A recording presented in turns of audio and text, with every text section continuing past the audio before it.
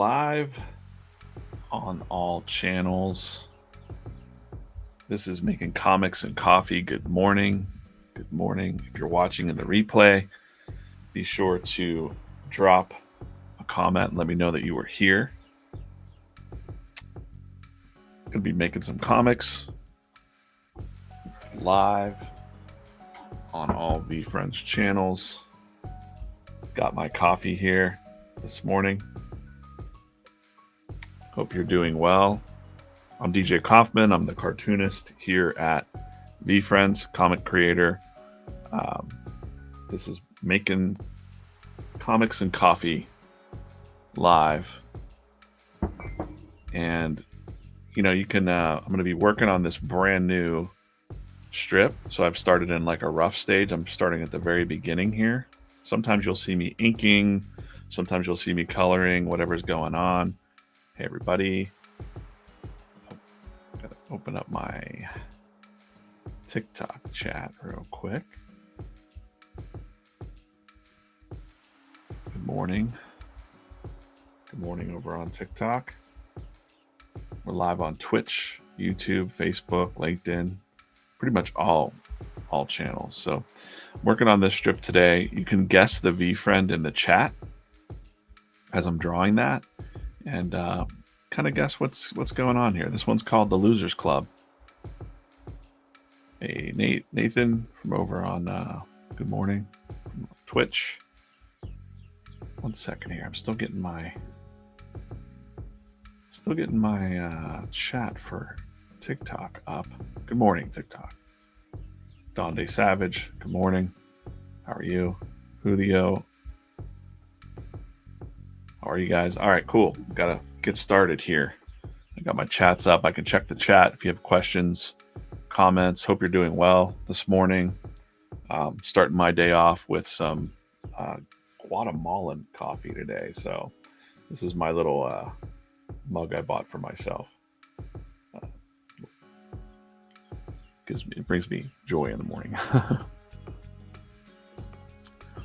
So thanks for watching wherever you're at. I hope you have a great day. A lot of people are starting their days, getting ready for work or headed off or procrastinating. I'm going to be sitting here drawing this comic for a couple hours, and you can guess the VeeFriend if you want in the chat. Today I'm going to talk a little bit about losing, failing. I might have a personal story that I might talk about today about the feeling of failure or feeling like a failure, and then kind of getting back up on the horse again. So we're going to start this off by, like this says, there's going to be a pile of 8th place trophies here in this side. Hey, Kato over on TikTok. Hey, Josh on TikTok. FedEx Man, Common Cold. Thanks for swinging by, popping in, popping out. Drop a like, drop a comment, say good morning. Hi, Alyssa over on Facebook. Morning, everybody. Hope you're having a good day so far. And a reminder to make sure you're kicking off your day doing something for yourself. If you didn't do that today yet, make sure you go to like the gym or draw or play some music or do something for yourself in the morning. So yeah, you can guess this VeeFriend. Give you a little clue maybe of who this is going to be. If you're new to VeeFriends, well, it's a universe of over 280 characters with different traits. We've got all kinds of characters. I'm not going to give away this character. We've got competitive clown. I'm going to draw some. Let's just start with this 8th place trophy right here.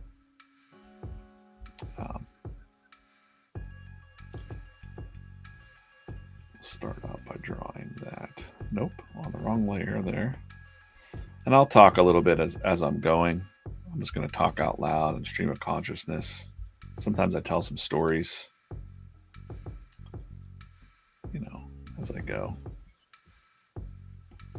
And I've got a couple things to talk about today, probably when I'm in the more of the inking stage. So Gary talks a lot about 8th place trophies, participation trophies for kids and adults, and how it's kind of making us not ready for the real world of winning and losing. And really the only way that you're going to hear this over and over again, probably in a lot of social media posts, but um, the idea that you only really learn from failing, going out there and not being afraid to fail. So, and it kind of sucks when you're losing something and you don't really know in the moment what's going on, and you don't really think that you're learning a lesson. But the more you could become self-aware, you kind of just take a breath and realize that, like, it's not so bad. Hey, Logan over on TikTok. He's in Maryland. Good morning from south of Pittsburgh, PA. I've got my, 1 second, let me move this cord. Oh, did I pause the live over there? Oh, no, I did not. All right, great. I've got my Yinzer hat on from Pittsburgh. Got my coffee, ready to draw, ready to warm up here. Cheers, everybody. Feel free to drop a line in the chat. If you're familiar with VeeFriends, I always tell people, please post your favorite VeeFriend and why. If you're new to VeeFriends, well, then welcome. I'm drawing the VeeFriends comic strip for the gang. This one's going to have like a pile of participation trophies. You know, so I'm going to start off with just some basic shapes. I'm just going to make up the trophies by imagination. You know, I think sometimes there's trophies that are like little cups like this that just said, like, you did it, you lost.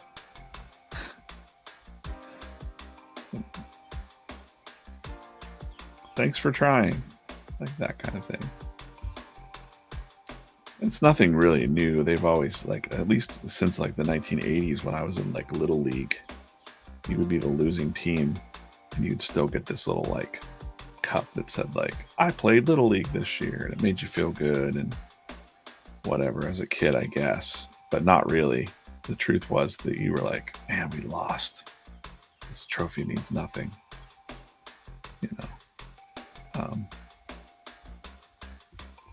And then as you grow into adulthood, if you've only gotten participation trophies, then I guess you start to feel comfortable, like, oh, even if I'm just trying, I'm doing my best, and that's all true, but you're not really learning. And then when you get hit with something really bad, it's like devastating. Like whole world's over because you didn't know.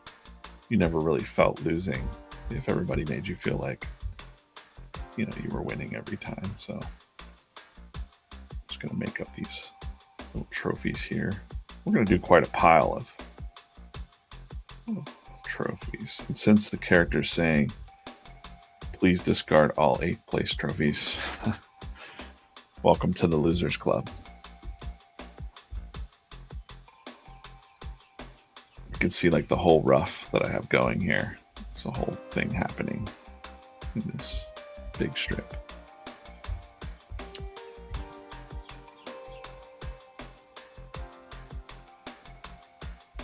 Morning, Steve over on TikTok. Steve's got the most watch time of any of the streams. He's always in there. He even finds my secret streams when I decide to go live randomly somewhere secret. Steve, I promised Steve I would draw him a patient panda.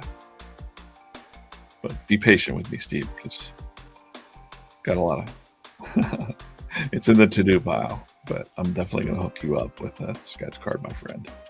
Thanks for tuning in so much, and it's nice to know that, you know, people are enjoying the comics, and and liking this. Last night I was on with Rob from VFam Sessions and had a nice chat with him. The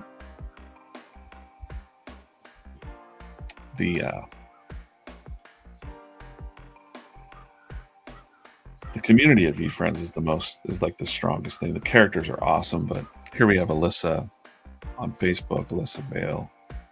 I'm new to VeeFriends and absolutely love the concept. I've just joined the Fanatics community and it's been a blast to learn and watch. I love watching you draw. It's something I used to love to do, but I'm having trouble picking it back up. Thanks for the inspiration. Yeah. Wonder why are you having trouble picking it back up? I wonder. The drawing.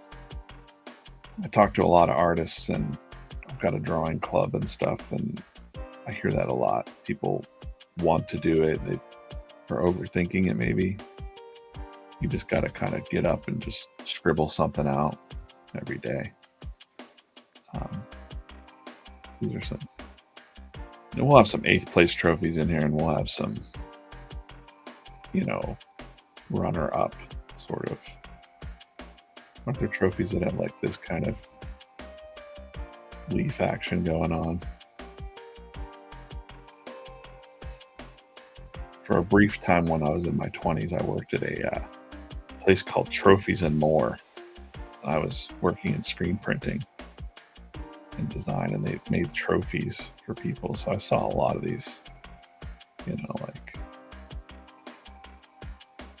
little things here. Yeah, for anybody out there thinking about drawing, I got to say, like, drawing actually helps you in whatever your job is too. But just take a couple minutes in the morning and doodle something. Doesn't have to be amazing. Right?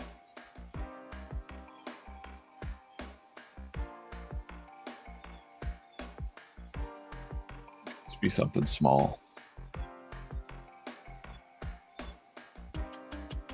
Morning Moonlight over on TikTok. So I look up as I'm having a sip of coffee. I look up in the chat, peek at that. If you want to guess the VeeFriend, if you're not familiar with VeeFriends, don't worry about it, but you can guess the VeeFriend that I'm going to draw at the top of this pile of trophies, discarded trophies. And we've got a dude over here. I don't know what he looks like yet. He's showing up with a participation type trophy to the Losers Club. Can you imagine what would be in an actual Losers Club as well? It's kind of funny to think about. Thanks for watching and checking in this morning. I know a lot of people are on their way to work. Steve's over in Ireland. I know that now. So we got some of our EU friends. It looks like the lion. Lion would be, yeah, it's not the lion.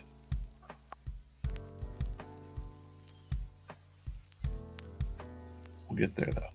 We'll get there soon enough. You never know. Maybe for the first person that guesses it, maybe I can get you like a shirt or something like that. But you can't just randomly list all the VeeFriends characters. That's not going to work.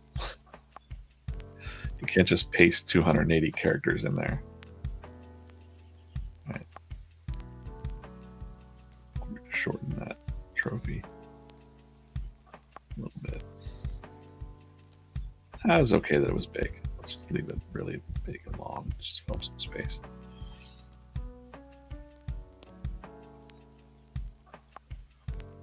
There's also like a lot of those little block ones, right? I think if I just just trying to figure this out. I've never drawn a stack of trophies before, but I'm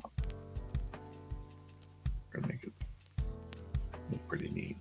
I'll draw some rectangles in here, or cubes, rectangular shapes. And then I'll fill in the details with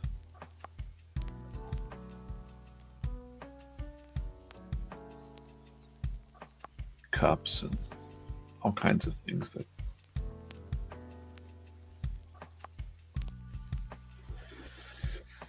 Morning, Megan, over on TikTok. Morning. Be here for a couple hours drawing this comic strip. This one's called Losers Club. It'll come out a little bit later. And, the whole idea is about winning and losing and how they're kind of the same in a way. You can't really win unless you learn how to lose. Have you ever had like sore losers? Right? No one likes a sore loser. But it's okay to like be upset that you lost. I think that's like the message that we're trying to get across. Like, it's okay to lose. And you learn the best things when you lose. I think. It doesn't feel like it in the moment, but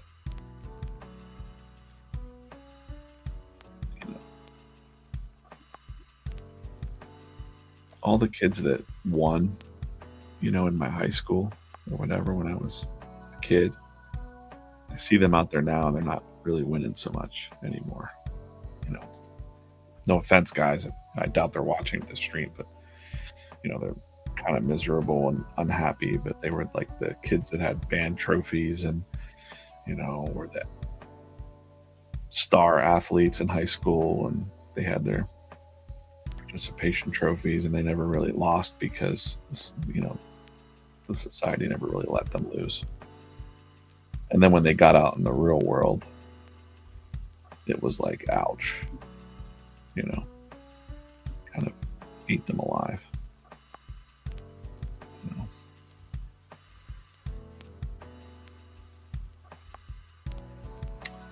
Yeah, Megan has a big project. She's been missing the streams. She misses the streams. There will be plenty, there will be plenty happening. You can check the schedule. Check the schedule, and I'm always around sometime morning, noon, and night, secret streams, whatever. Like if I'm here drawing, I might as well put it on, Astronaut guess of the VeeFriend. That's a good guess. It's not the astronaut. Right. I think we're gonna have like a 5th place trophy here too. I think we like the number 5 at VeeFriends.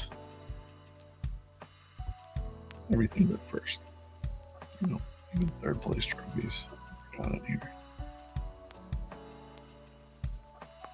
It'll be funny too. It'll be like, you got 3rd.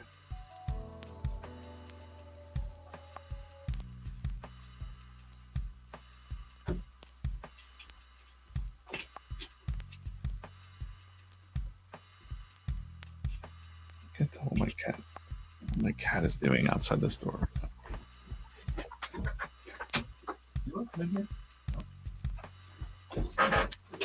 I may or may not have my animals joining me at some point.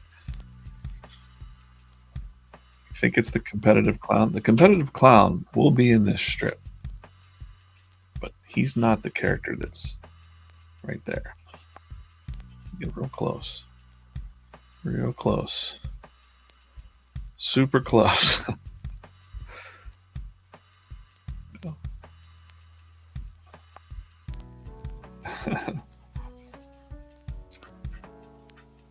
Thanks for hanging out for a minute. This guy's that's showing up. This guy or whoever is showing up, he's kind of like holding his little participation trophy. And I'll have them like right here.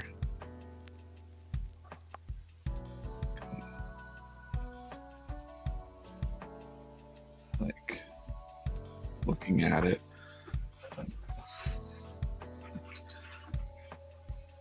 The cat is very distracting, guys. It's very playful right now. It's a playful morning for the cat. He's looking like, I want the expression to be kind of like, I don't like Did I lose? That's kind of the look I want to go with.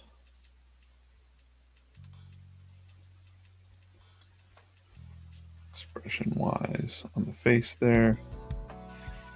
What's my cat's name? My cat's name is Peaches. Peach. Miss Peach. Princess Peach. Peaches and cream. I'm sure she may join me on the back of the chair as soon as she gets tired out from playing whatever she's randomly doing down there. Usually if she hears me talking, she wants to know, like, am I talking to her? You know, it's all about the cats. They think it's all about that, right? Morning, Peg. Over on YouTube. How are you?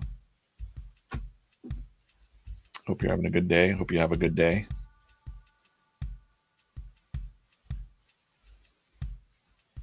Here drawing this strip, just getting started on this one. So sometimes you'll catch me in the middle of a strip, you know, inking or coloring it. This is the very beginning of a strip. So I kind of do the layouts and then I kind of just get in and start working on, you know,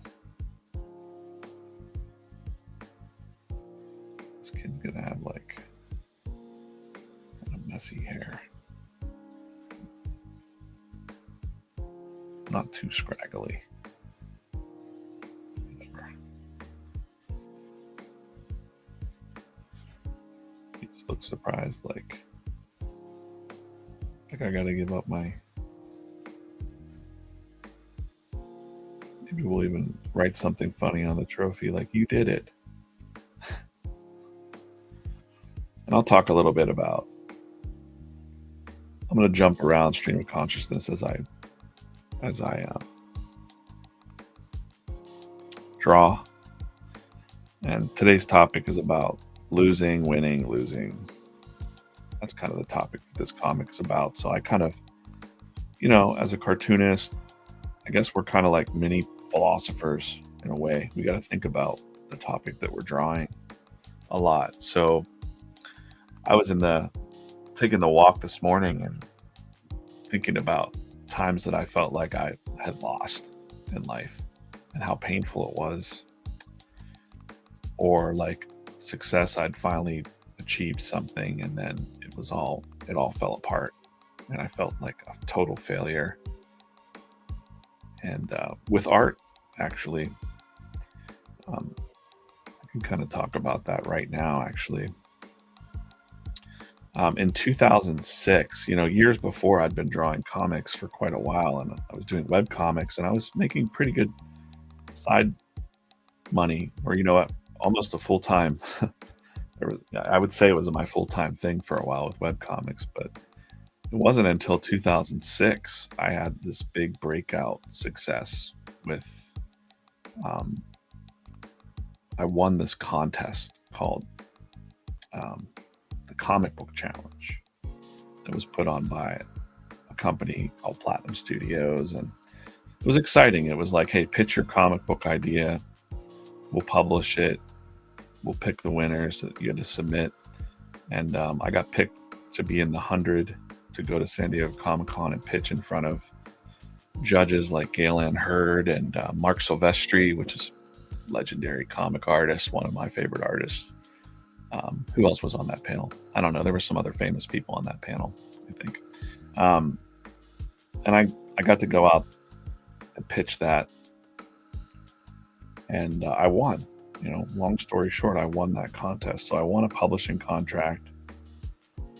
And I thought, you know, my friends would be happy for me. I thought my family would be happy. And it was kind of the opposite. It was sort of like this false happiness of some kind. Like, not false happiness. It was more like my comic book friends, maybe a little bit of envy or jealousy or something. I don't know. But it was like, oh, we can't believe you're selling out. Like, literally, there were multiple conversations like that. like, we can't believe you're going to work with that company. They're the evil and da da da da da. But I was raising a family, and I thought, well, this is a big win for me because I'm able to make money doing what I'm good at, and I can, provide for my family doing art.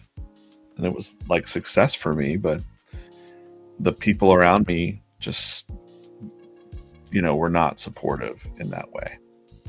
Um, but it was my like little 15 minutes of fame, and I just kind of ignored all that and just went about my few years working on that project. And then one day, it was all gone. Um, the company kind of bankrupt or um, whatever. Things happen in business. And they stopped paying the artists and all this stuff, and it was a big problem. They kept paying me, but they weren't paying the other artists that were my friends, and it created a lot of bad vibes. And I felt behind the scenes, I had people in my life that weren't very supportive, and they were like, "See, we knew it wouldn't last." And that just, that was devastating. I felt like, well, I had my chance. That was it. I guess that was my shot. I tried.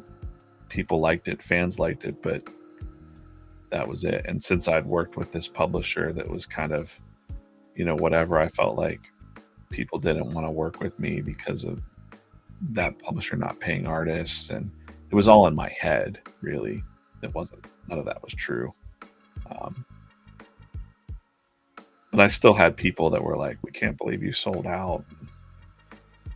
And I just never understood that because I was always happy for my friends, my art friends especially, that could make it with their art. And so I felt like a failure after that. I felt like I kind of went into, I didn't draw comics for a little while. I drew my own web comics and stuff, but I didn't try to be published. I didn't try to do much at all. It was very depressing. It's like a creative depression of like, well, these other publishers aren't talking to me now. One publisher told me famously, I wanted to work with them, and I had all kinds of stuff, and they said, the editor told me that I was dangerous because I'm honest. And man, that just stuck with me all these years. That, like, wow, I was always told to be honest and, real. And then, but that's a danger to, like, I guess people that are doing nefarious things. I don't know. Um, but they were afraid of me back then, that I was, that I might, you know, turn on them if they weren't paying their artists or something like that. I don't know what it was, but I couldn't get work for a minute in the comic book world.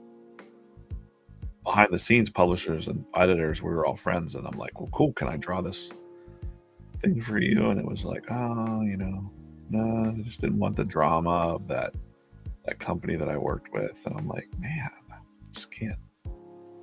So I kind of put all that. It took me a couple years to get over that loss of that. And it was a pretty beloved little comic. It still has a fan.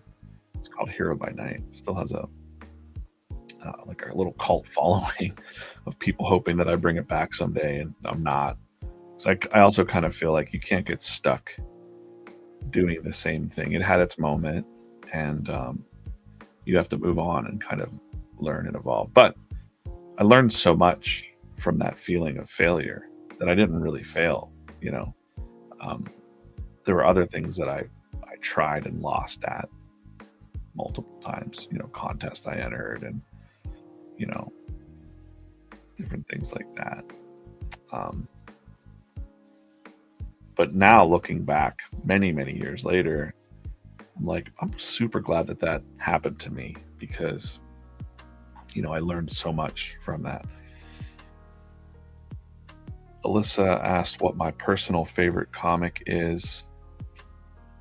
I'm going to go with, I have to talk in two categories here. There's comic strips and there's comic stories. I guess, comic books. So one of my favorite comic book runs was Todd McFarlane's Spider-Man. When he was given the free reign to just do what he wanted to do with Spider-Man back in the day. That's one of my favorite comic runs, comic books. And Todd McFarlane was definitely one of my favorite, still one of my favorite cartoonists, even though he runs McFarlane Toys now and he doesn't really do the day-to-day drawing of the comics. Come on, Todd, get back out there, dude. And then for cartoon strips, I was always more of or comic strips, I was always more of a Bloom County Outland kid. But as an adult, I really appreciate more Peanuts and Calvin and Hobbes, of course. Those are great comics. Morning, Corso. Got Corso over in probably all the chats. Hope things are doing well up in New York. It's pretty rainy here in Pittsburgh, but the weather's still awesome. I'll take it. There's no ice or snow out there, so feeling pretty good this morning. I'm drinking some Guatemala coffee called Hoo Brazil. No, it's Guatemalan coffee.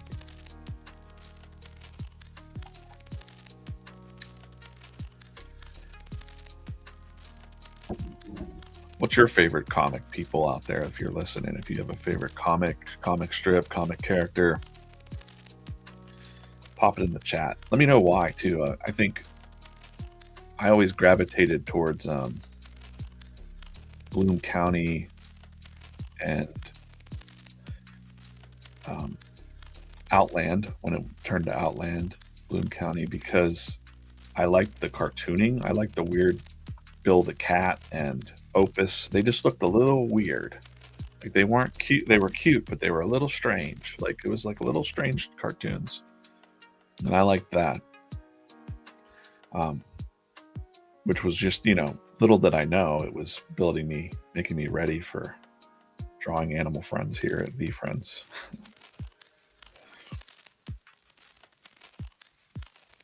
It's really interesting to me. I've shown it before. I'll show it again. I'm going to show it right now. I'll tell the story again because it's a fun story. I like to tell it. I got this Bloom County book at, I think, one of the New York Comic Cons. I was just like walking by this booth and I saw Berkeley Breathe, the cartoonist, sitting there. And I thought, man, this guy doesn't have a line? Like, what's up with that? So I just walked right up to him and I'm like, hey, like, I'm a big fan of your work. And this book was just coming out. He just returned his strip and all this stuff. And he was like, sure, cool. And he drew me a little opus. And oh no, okay, there we go. He drew me an opus and he said, do you want me to sign it? I was like, yeah, sign it for DJ. I want to tear this out at some point. A little opus in there. Well, it turned out, the funny part of that story is that there actually was a line around the back of the booth, and I wasn't aware of that, and I had cut the line and took the last hardcover. Just kind of bumbled into that. The universe was like, cool. Just let me slide into that line and steal that last book from. But then the line, like, hey, the line minders weren't there, so I didn't know. But then this lady's like, you got to be in line. And I'm like, oh, it's too late. I already bought this. It's mine now. And they're like, we're all out of hardcovers. Berkeley's done. And I'm like, wow. That was crazy. Yeah. So that's definitely one of my favorite comics. Just so good. Just so good. I'm gonna do something real quick here, just real fast.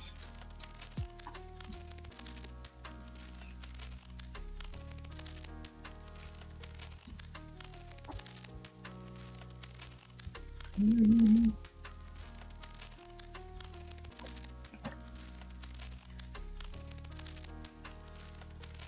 want to have one overlapping here.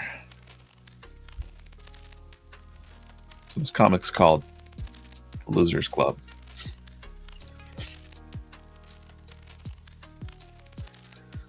Yeah, and as I was saying, yeah, those years I felt like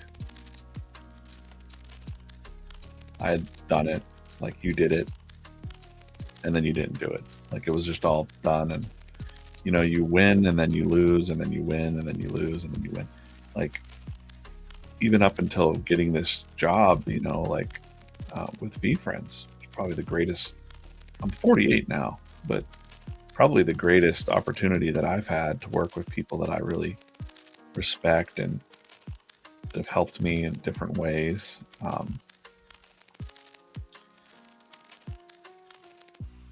But I kind of fell back into doing like corporate jobs, doing marketing strategy and stuff, and just doing my comics on the side and doing side things for years, and kind of was struggling for a while to find my voice again.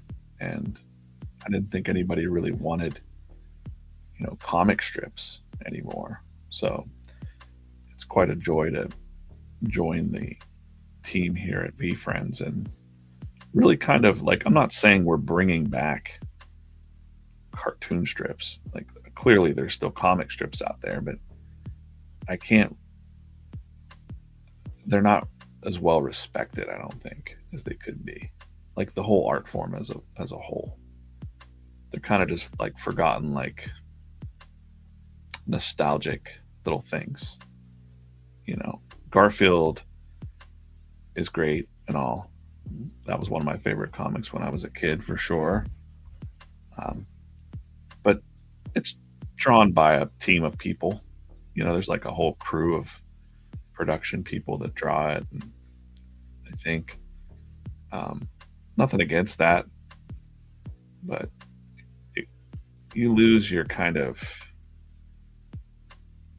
There's something about comic strips that just kind of became a little bit dinosaur words, if that makes sense. Oh yeah, I gotta make like I gotta have like those, let me look real quick. There's always like those when you played baseball. Sometimes they would have like a basketball or baseball. There would be like a, you know, um, basketballs look like this. Basketball. And then maybe it'd be like a, there would always be like a weird, like,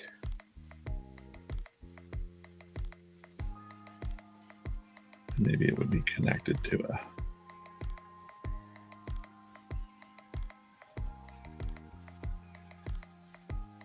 little stupid black.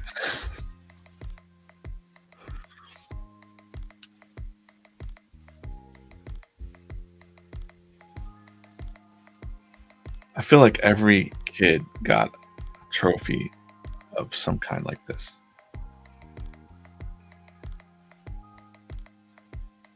Thanks for trying is what this one should say. Thanks for trying.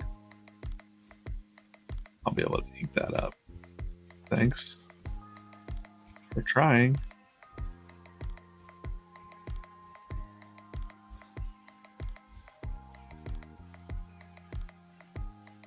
Eighth place.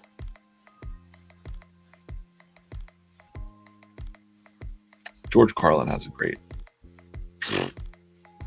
George Carlin's a great comedian, anyways, but he's got a great run of talking about participation trophies and how it kind of not made society weak, let's say, but It's such an interesting concept that you're not prepared for the real world at all. You go to work and it's like it could be like a competition at work and you don't even know. You just fall into it and you're like, wow, I had no idea. Like, how are other people winning? And you know, in a lot of ways, it's just you gotta keep on losing to win. And then when you win, that's a whole other follow up is that's not the end. Like I said, I feel like I won that comic book challenge. I won that. That was a big deal. It felt really good. I made good money but the world around me didn't really care. For certain. They were like, when's this gonna end? That sucked. Um, and then it did, because everything ends sooner or later. Right.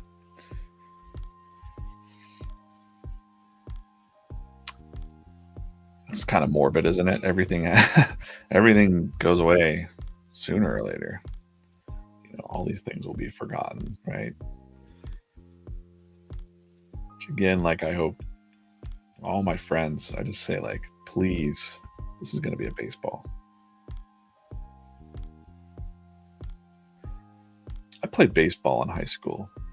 I was decent, but my throws were always really wild, I gotta say. I'd like think I was gonna throw the ball at something, and then it just wouldn't quite, would just go to the right. The coaches were very, like, God dang it, man. When I was in Little League, that's how I knew I needed glasses. I never, so the pop up balls would be flying, and I wouldn't catch them, and like the coach was like, "What is wrong?" And they took me to the eye doctor, and they're like, "Oh, yeah, you need glasses." That's how I knew. But in high school, I played for like, not the city league kind of thing, like youth city league. It's kind of like a Palm Springs Indians. And my coach was a jerk. I mean, he really was. His son was the pitcher. His name was Rigo, Coach Rigo. He swore all the time, but then when kids would swear, he'd make them run laps. It was funny. And one day, I just decided I don't want to do this anymore. And we were in a game, and about a mile down, or not even a mile, just 2 blocks down the road, my friends that were older adult, like, writer friends for comic books, they were having like a comic book session that day where they're like, "Hey, we're gonna get together and write and draw. You should come." And I'm like, "I got this baseball game. I don't want to do it." So I went to the game, and the coach, I swore something in the dugout, and he's like, during the game, he's like, "Run a lap." And I'm like, "No." He's like, "You're gonna run a lap, Kaufman." Blah blah blah. And I'm like, "I ain't doing this, man. I'm done with this." And I went up to bat, and I hit a freaking home run. It hit a pole, a light post, and I was just mad. I was so mad at that coach. And as I'm running the bases, I was like, "This is it. I'm going out like this. Like, this is the end. I'm never playing baseball again." And my teammates were all excited, and I ran right into the dugout. I grabbed my bag, and I walked away. And everybody's like, "Where are you going? What's going on? Or is everything?" And I just never talked to those people ever again. I walked to the apartment of my friend Mike Mullins in Palm Springs, and I was in my baseball uniform with cleats on in the house with my drawing. Like, he had some of my drawing supplies there, and that was it. I just gave up sports for that.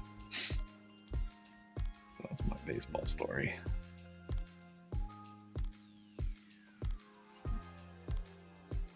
I never really took kindly to people swearing at me, or yelling at me. All right, cool. So we got a pile of trophies here. Did anyone guess the VeeFriend? I don't think so. Let me see on the TikTok chat. Yeah.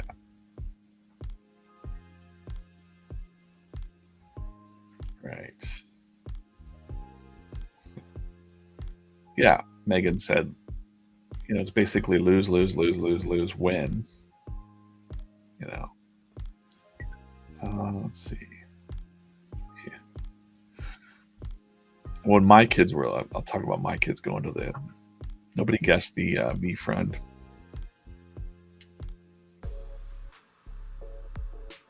But it's going to be accountable ant. Because he's real small. I just wanted to pull him up here. I've drawn him once before in another strip, but I want to make sure I get his little body right. We got accountable ant here. Oh. No, it's not a cat. It's accountable ant.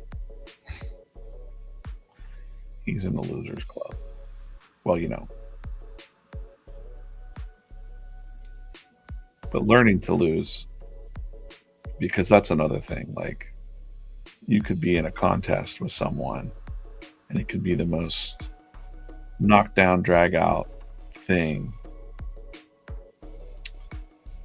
and then hold on a second. I gotta figure out this body shape a little bit better. I'm on the wrong layer too. Let me check. What?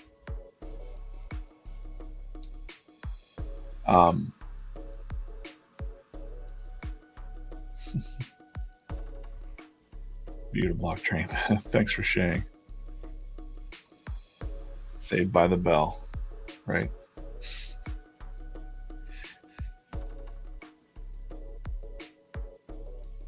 So I want to draw like a little version of this. He's got like a square head, body. He has 3 little segments to his body. I don't want him to be tall. That's the thing. He's like, one hand will be like welcome, one hand will be pointing down, maybe 2 hands pointing down. That's funny. Yeah. So, little antennae. It'd be funny if he was that small, but he's not that tiny. Do this. Cut and paste that. Just a little bit better body language there.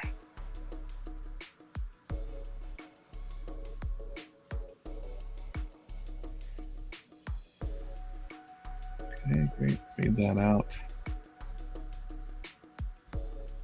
Come back to the original rough and just kind of erase what was there.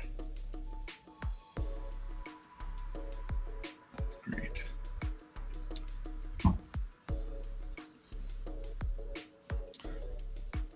Someone messaged and said, what am I drawing on? I'm drawing on an iPad Pro in a program called Procreate, and I do all of the comics are done in Procreate.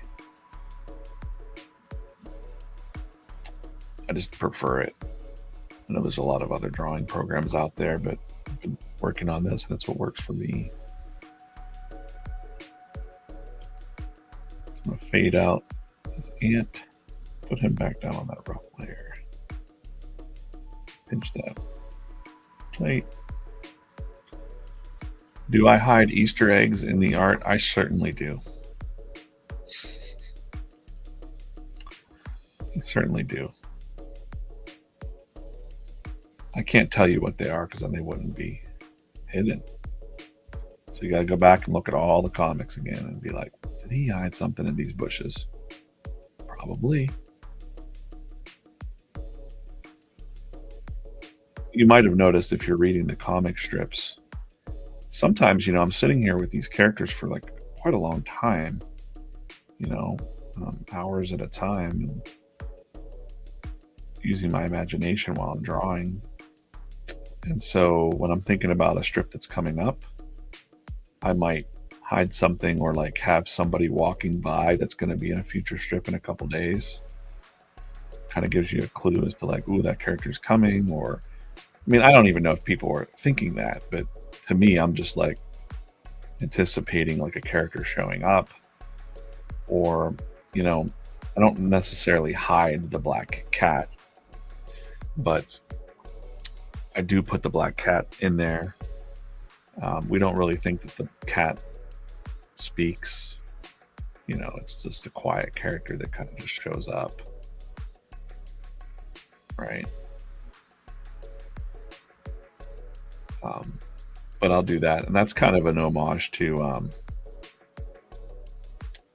Todd McFarlane, one of my favorite cartoonists.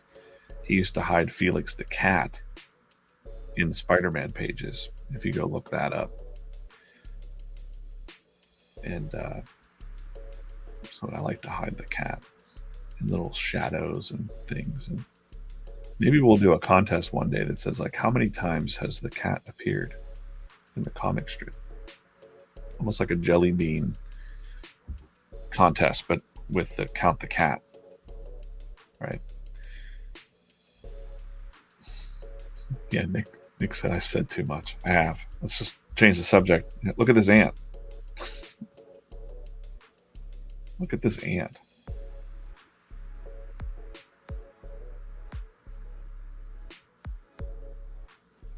He's not looking happy. He's looking more like, you know, I don't know why when I thought accountable ant, I thought maybe it would be like a girl character because ant, like your aunt, but it's a male. It's a male character. I don't know what this line is here. It's kind of freaking me out. I'm gonna erase it. Get rid of that. Oh, it's on the. Okay, I see. Never mind. That's fine. Do that.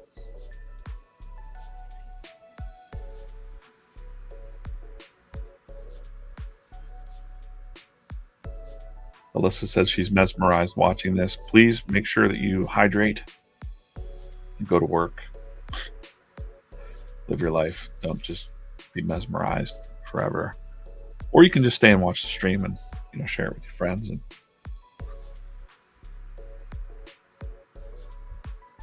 appreciate that.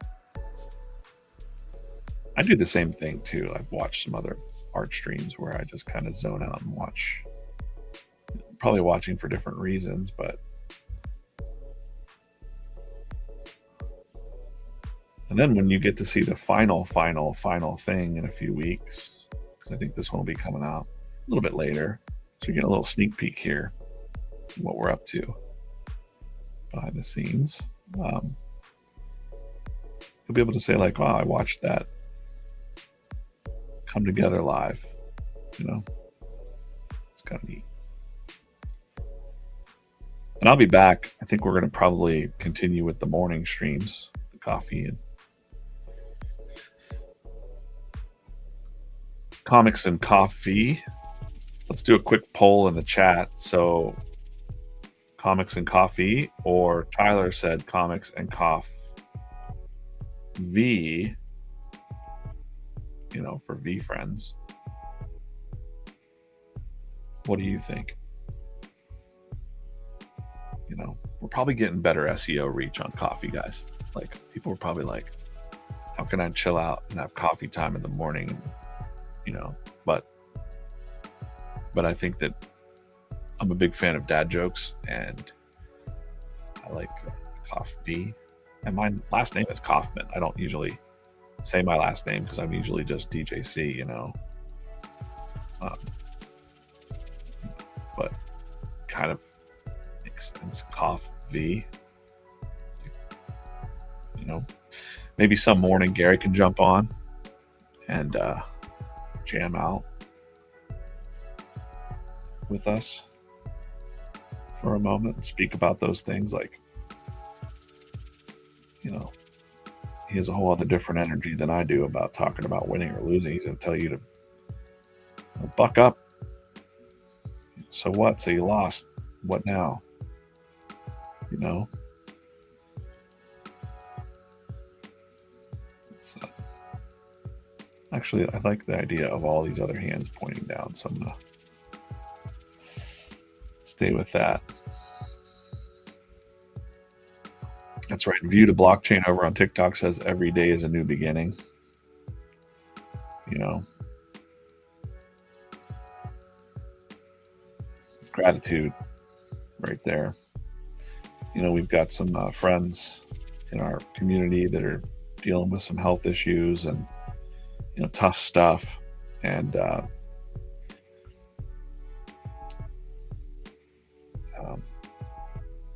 Rocky said, I said, how you doing, man?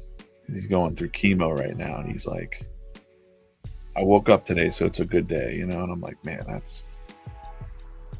I got nothing to complain about, you know? My wife asked me how I was doing this morning, super early. I get up super early and I'm like, I'm great. She's like, oh, you're great. It wasn't always that way. I mean, you might be in a job situation that you're miserable in.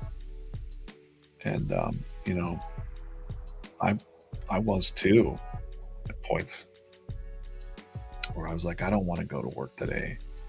God, I got to deal with this. I got to deal with that. Or can't believe this junk is happening. I've been there.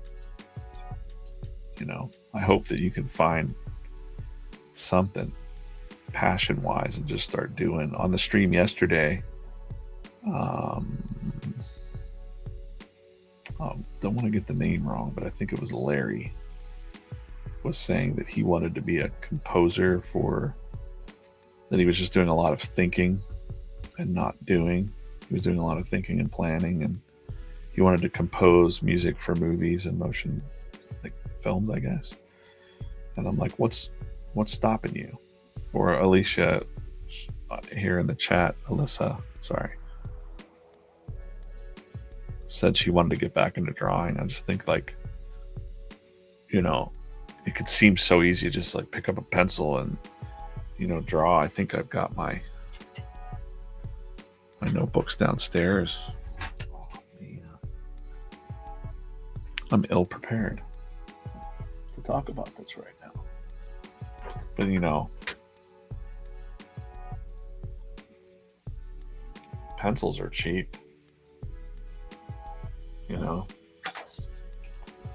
Post-it notes are pretty cheap too. Like, you could just doodle anything.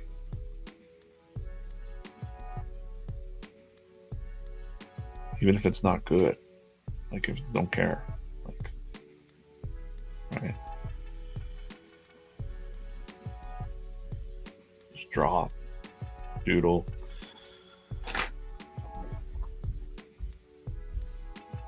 Helps you think, I think, too.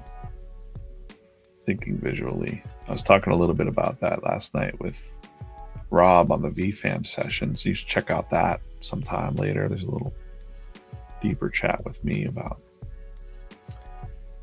my school and, you know, like my experience at school. And, you know,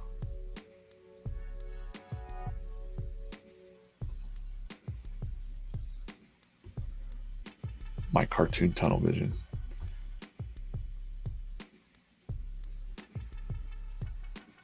I think we want to have this be like one of those little placards here.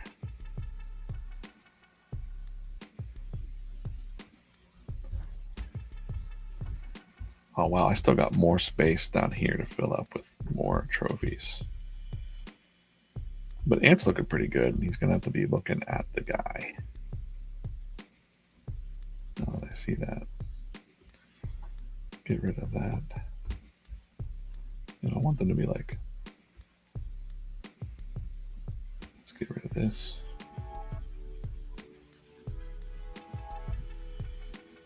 We'll kind of make them looking at each other.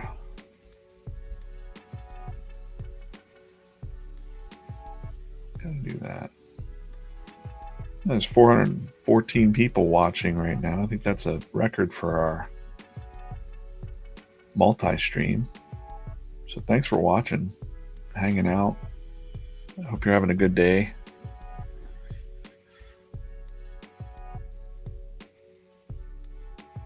Oh, I just did the thing where I undid the thing. How do I just go back? There you go.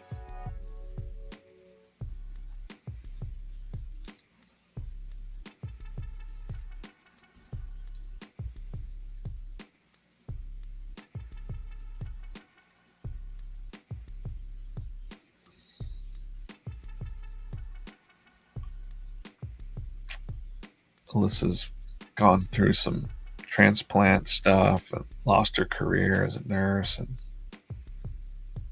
you feel like you're running out of time. Yeah. And wanting to do something impactful. I got to tell you, I have two friends in our drawing club. Um, both of them have had like massive strokes. It's very terrible. And those guys gave me hope because they're like they relearned to draw. I think one guy even learned to draw with his other hand, and I can't even imagine. But his desire to create and work and just whatever. But they weren't drawing. Like the one guy wasn't drawing for a while, and he was just miserable. He told me. But then as he got to just doing little exercises, little drawing challenges for himself, it started to make him feel better. So when you I don't know, I don't want to say it's like the power of positive thinking or anything like that. Like, I think it's more like when your mind is focused on something and not overthinking it, you just kind of get into that flow and it just feels good. When your body feels good, it just, I don't know. I'm not going to say that drawing like heals you or anything like that, but it's definitely therapeutic. I say that drawing's good medicine. So, what kind of ball is this? Well, we could just do another little basketball down in here. Lots of people on the VeeFriends team plays basketball. Gary plays basketball. I see them doing some of their stories. Sometimes they're hooping it up there.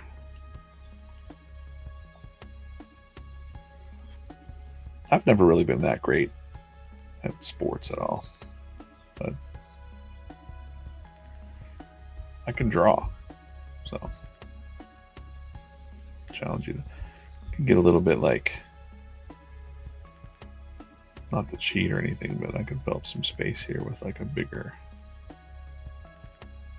trophy here, and like it might be funny to have something else kind of here.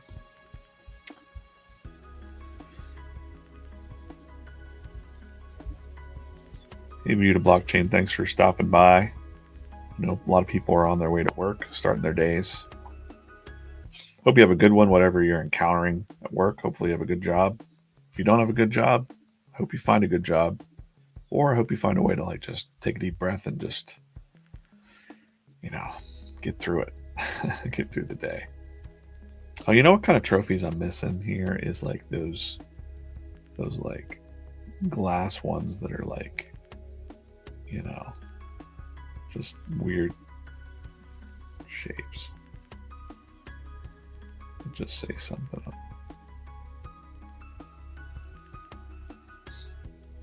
I kind of want to put my friends' names on these. Maybe I'll go back and find like all my high school friends' names and put them on there. Easter eggs. See? That's what you could look forward to.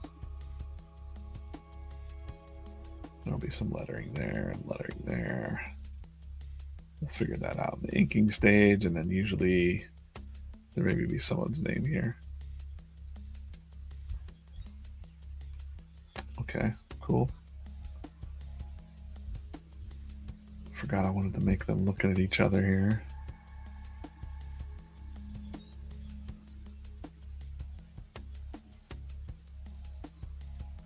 I talked to a guy once at a conference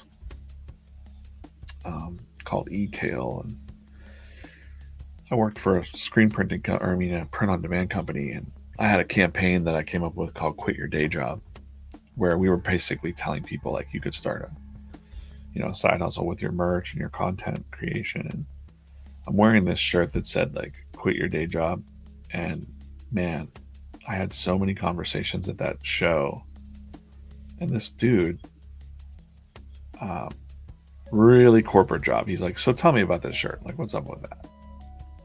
And I'm like, "Well, and I had this spiel that I would say over and over again, and I'll tell you now what it is.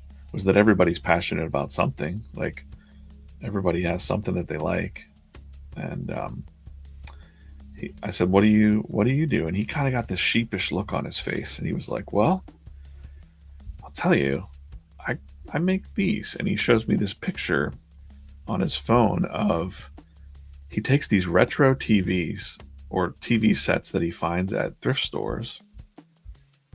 Hey, good morning, Wes, over on Twitch. He finds these retro TVs, broken TVs, and he takes the screen out and he takes screenshots from his favorite television shows from like the 80s or the 50s. Like he had one that was like the A Team, and he puts them on the screen and makes the light flicker so it looks like it's a pause scene from the show. And he just does these for fun. And I was like, oh my God, these are amazing. Like, I don't see anybody doing anything like this. And I said, could you imagine if you, and I just start rattling off ideas to him, like, what if you launched a YouTube channel showing you making these or a live stream? And he was like, I never thought about that. And I'm like, and then you're the guy that knows the inside language of like these like the woodworking and stuff that he was doing, because he was making like a little bit of custom cases for them somehow. And I'm like, you probably know the lingo of your like true fans. So you might launch a shirt that says this. And he was like, you know what? I'm about to retire in a couple years. I think I'm going to start doing that. I never checked in on that guy, but everybody's got some little hidden thing that they do that, they kind of hide away or something. Like, well, I really want to do that, but it's not practical or whatever. I heard hundreds, maybe 1,000 of those stories actually when I worked at the printing company. That's what you learn on YouTube. Being around the YouTube community is that pretty much anything can have a audience.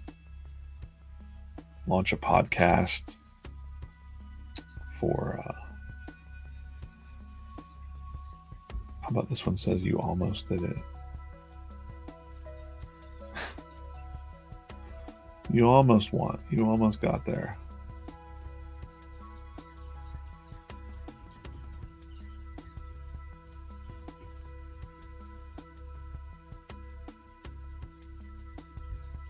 You almost made it.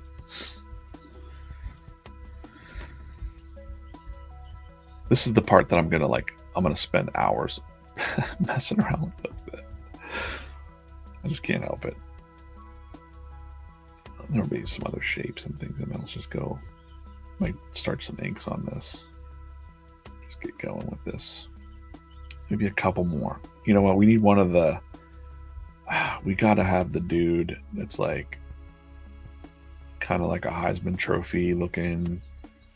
We need a couple of those. No, I got to go all out. We got to draw all the different types of trophies. So if it's like a pose like this, and he's got like his hand out like that, and he's running, probably with a leg up like that, and then his hand is like pushed in, and he probably has like the football here. It's a cartoon, so I can just make it, you know, a little vague.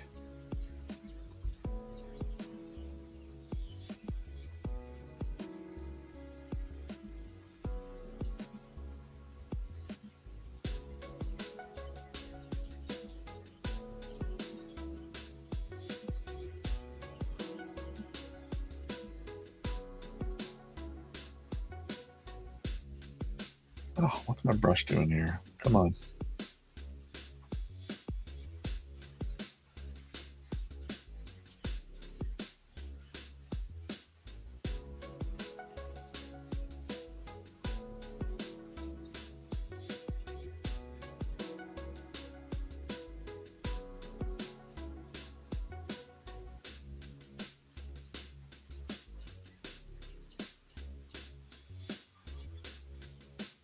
You know, some dumb thing like that. I'll get into some details when I eat that, but I'm going to make it a little bit bigger. Trash. Put it in the trash.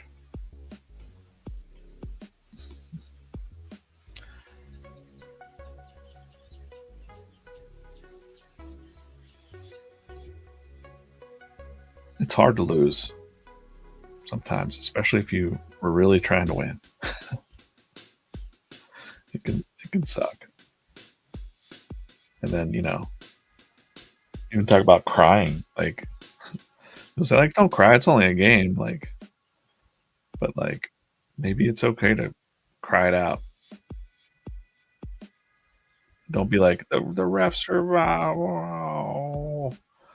That's like sore losing. That's like a different type of crying. If you're a fan, well then, okay, you might see that way. But if you're the player, you can't just blame the refs. You can't just, okay, so if the refs are against you, now what? Next time the refs are against you, well, guess what? You better play to some caliber that nobody's ever seen, that nobody can deny. Right? You gotta like get, okay, well, I guess the refs are against us, so we gotta go to some epic level. I think. No pressure or anything, people. Cool. So here we've got this pile of trophies going. It's looking pretty epic. Welcome to the Losers Club. Please discard all 8th place trophies here. And he's like, what? I'm still not kind of looking at him. I want him to be...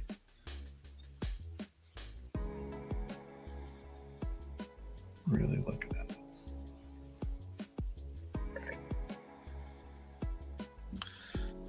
If you're just joining and you're new to VeeFriends, I'm drawing the comic strip right now.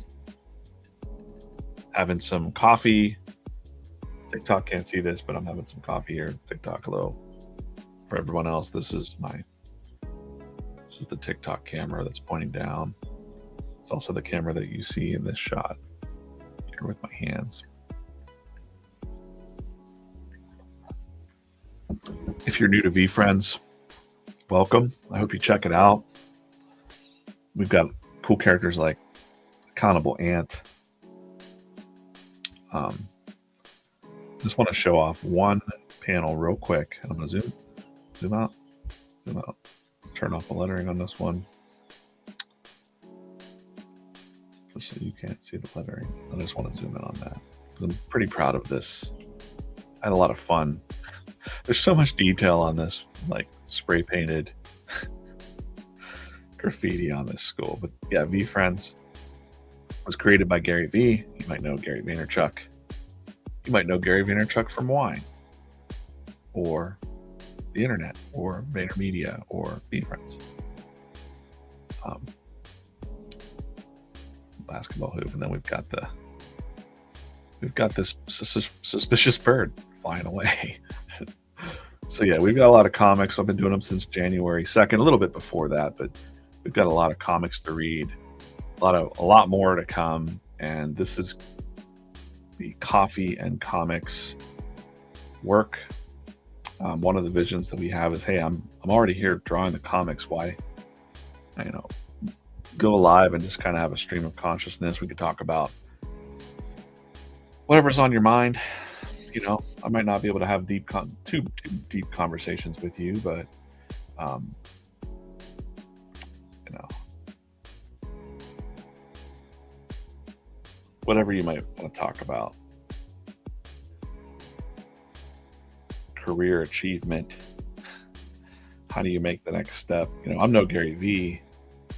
I can't give you that kind of motivation that he's going to give you, but I can at least, talk it out with you here. The chat, wherever you're at, like the chat could like help you out probably. Alyssa says, what platform is VeeFriends on? That's the biggest. Clearly it's not Facebook. Yeah, it's not very big on Facebook. I'm streaming into Facebook because you know what? Got to share the love to Facebook. I would probably say X or Twitter is where the real VeeFriends community is. Like the people, all the cool people are there. If you search the hashtag, I know some people don't want to be on different platforms and stuff, but that's where a lot of the action is for VeeFriends. Just ignore all the other drama on Twitter, and just like any social platform, if you're looking for the good stuff, it's there. So on X, it's gonna be VeeFriends, baby. All right, just join Twitter. Awesome, great. Hot Tomboy says 100%. To that, I would say all the big movers and shakers of the VeeFriends universe are over on X, Twitter, or whatever. It's still Twitter to me. I don't care what you say, Elon.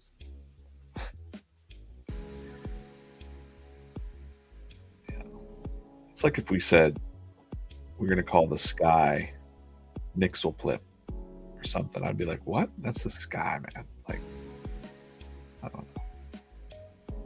It's really hard for me to change my vocabulary.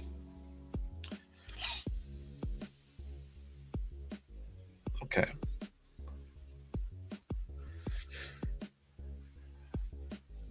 Yeah, for anyone new to VeeFriends, there's also Fanatics Live. That's an app that you can join, and there's the collectible card game. I need to get some screenshots that I can put up. I'll pull up here on my iPad what I'm drawing, just to kind of stop and do a plug for that. But Fanatics Live, do the collectible trading card game. They open packs live, and it's quite addicting to watch them opening the packs, and it's such high energy. I was telling Adam yesterday, I was like, it's such a fun show to like listen to when I'm drawing too, because it's just funny, it's fun, it's energetic. They do a lot of giveaways, tons of giveaways on that. So definitely check that out. Check out the Twitter X. You're gonna see VeeFriends Twitter X, whatever, at VeeFriends. They're gonna make sure you know when they're live too. So there's a schedule up. Hot Tomboy says, what are you drawing today? This will be a Future Sunday style comic, and this one's called The Losers Club.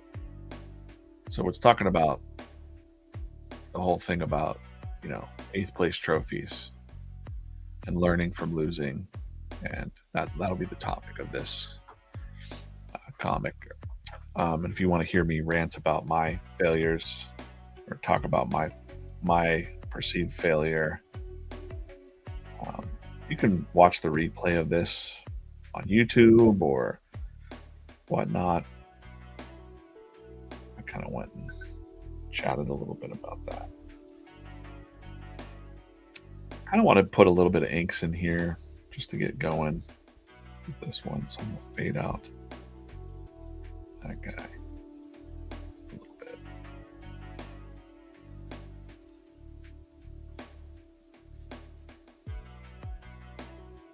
I'm working on multiple strips at once right now. Just to let you know, we took a break on the daily updating so that I could kind of get ahead um, on some Sundays, because the Sundays take a lot longer time, and I've been pushing it right till the end um, the last couple weeks. And some other opportunities I can't really talk about. You'll see them soon, but some other things going on that we need to be a little further ahead on the comic. So Gary suggested we take a little early spring break for the daily updating so that I could pull ahead a little bit on the Sunday style comics. I don't like those lines that I just did. I'm going to redo them.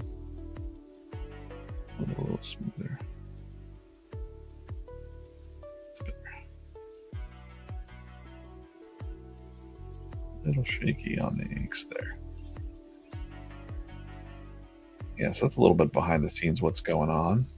There's a lot of exciting things. I just can't discuss them. But I'm super excited. You'll know soon enough, I'm sure. A lot of exciting things happening for VeeFriends.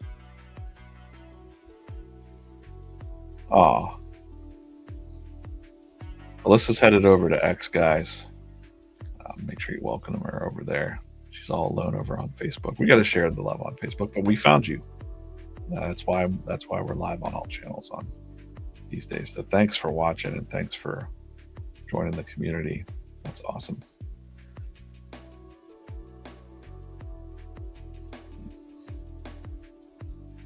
You might be asking yourself, well, I mean, accountable ants in this comic, because I think sometimes when we lose, we're not really accountable.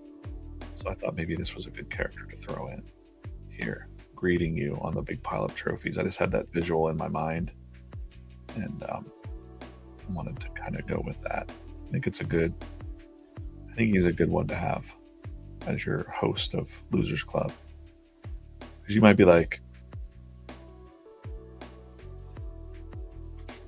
blaming other things for losing, and it's like, maybe it's just that you lost, maybe it wasn't just happened. It wasn't anybody's fault, really. Maybe it was someone's fault. Maybe it was your fault, that you lost.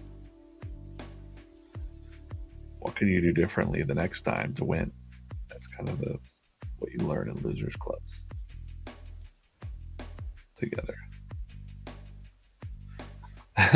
Alyssa says, yay, no more Facebook alone. She's with 475 of you watching. So welcome, Alyssa, to the VeeFriends community. It's a great community. There's a lot of mini podcasts happening all the time. I can't really catch up because I'm drawing. I was on with VFam sessions last night with Rob. That was really fun chat. Rob's a school teacher. That other comic that I showed was a school-based theme, let's say. This is Accountable Ant. There's also some collectibles out there. They've got the Reebok shoes with Accountable Ant. Probably find some on eBay or something,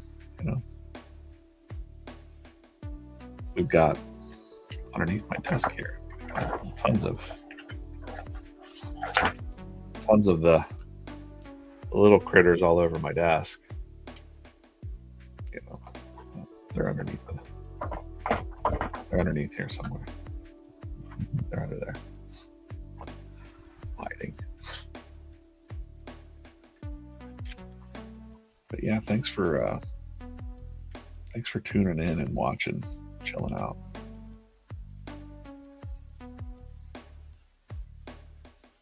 Let's not forget VCon is in August. And there's a good chance, high 90% chance I'll be drawing something live there, I imagine. Not happy with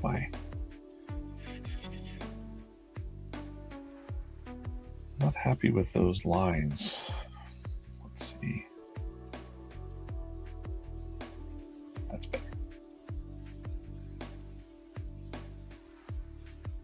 If you're in the community and you have a favorite VeeFriend, drop it in the chat or comment back wherever you are.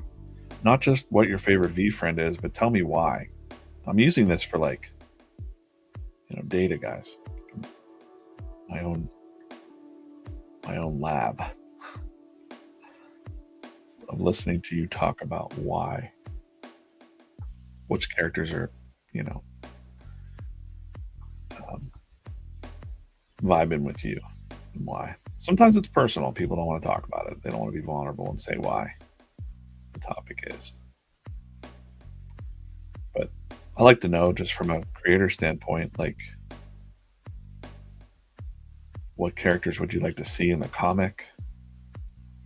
What characters are underrated that you think, like, wow, they could really do more with this? We learn from those signals back from you. So please always, Susan over on Twitch says, so pretty. Comics. Word. Thanks for watching over on Twitch.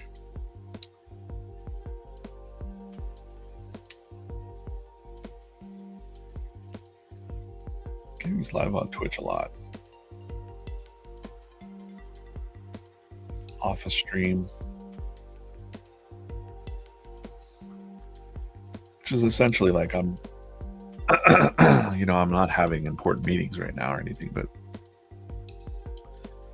one of the ideas when I first started was, well, if I'm already here for hours sitting anyways, at first it was slowing me down a little bit to like have to think about looking at the chat, but I knew what I had to do, so I just achieved a setup that allows me to like kind of like glance up at the chats and see what's going on real quick and be able to communicate with you guys. TikTok's a little more challenging because people fly in and out, but I've got the little TikTok stream here, and I'll see like Zella Rosa just joined. I know how it is on TikTok. You're just flying through and your feed, but Zella, if you're still here, good morning, good afternoon, wherever you are. I hope everybody's having a great morning, day.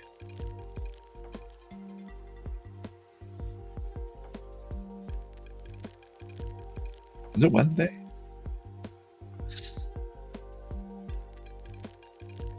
I gotta step it up a bit.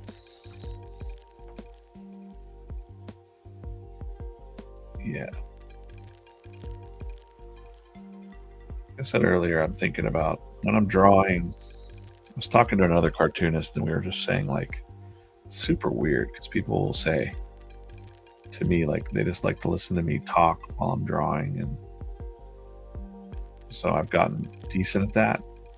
It's basically a stream of consciousness. I mean, I might be talking about, I think on the stream yesterday, I was talking about the birds outside the window. They were really singing, and it was like, man, I don't even need a soundtrack. It's like calming bird sounds outside my window.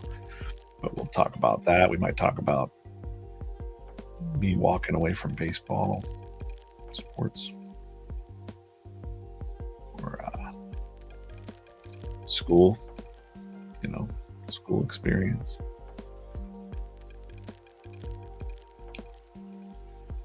Developing your story, talk about storytelling. I mean, the thing about, that's a really interesting topic that I could talk about, is developing your story. Like, are you telling your story, and why?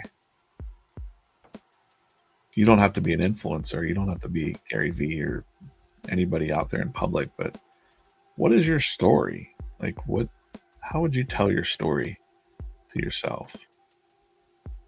And I've gotten pretty good at that. So I've got versions of my, like, who is DJ, and I'm able to say what that is. I kind of tie it in with, we all know Gary's story, Gary Vee, immigrant family, grew up working in his dad's liquor store, but always was like hustling with the side, like trading cards, and he was always good at that. It was like a natural sales and natural creator, really creative. um, creative thinking, creative problem solving, right? So like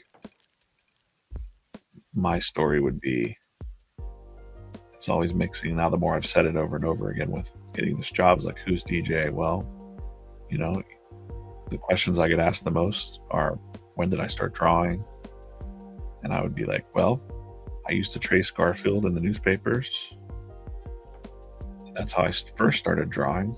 But I was 8 years old when I discovered G.I. Joe number 21, which always sits right behind me on my shelf. G.I. Joe 21. This issue is what caused me to have the epiphany. I just threw other books on the ground back there. Oops. This issue was the one that caused me to have the epiphany that human beings, a man or a woman, drew that thing, because that issue has no words in it. The story is told in pictures. And it just hit me. I was like, whoa. Somebody's job is this. And I want to do that too. And I was 8 years old. And that just drove me my entire life. So even till now, that was 40 years ago. I'm 48. And I still remember that moment. That was my moment, that my epiphany. Like, wait, I want to do that. And that part of my inner child, right, was always there. So, but yet, part of my story is that I've said again and again, and people are like, that's sad, but it's also kind of cool. Like, it's a nice way of really framing it, is that I had an art teacher in high school who told my parents that I had cartoon tunnel vision, and pretty much in the vein that I would never make it in life because that's all I thought about was cartoons. She wasn't wrong about the tunnel vision part, but the more, when I just remember sitting there hearing her tell my parents that and thinking, like, number one, you're a jerk, Mrs. Wolf. Morning, the bees. Bull market. Yeah, we had 521 people watching all at once. That's a record. Thanks, guys, for watching. 528 now. You know, that's awesome. Thank you guys for watching. We only have 5 over on TikTok. Come on, TikTok. What's up?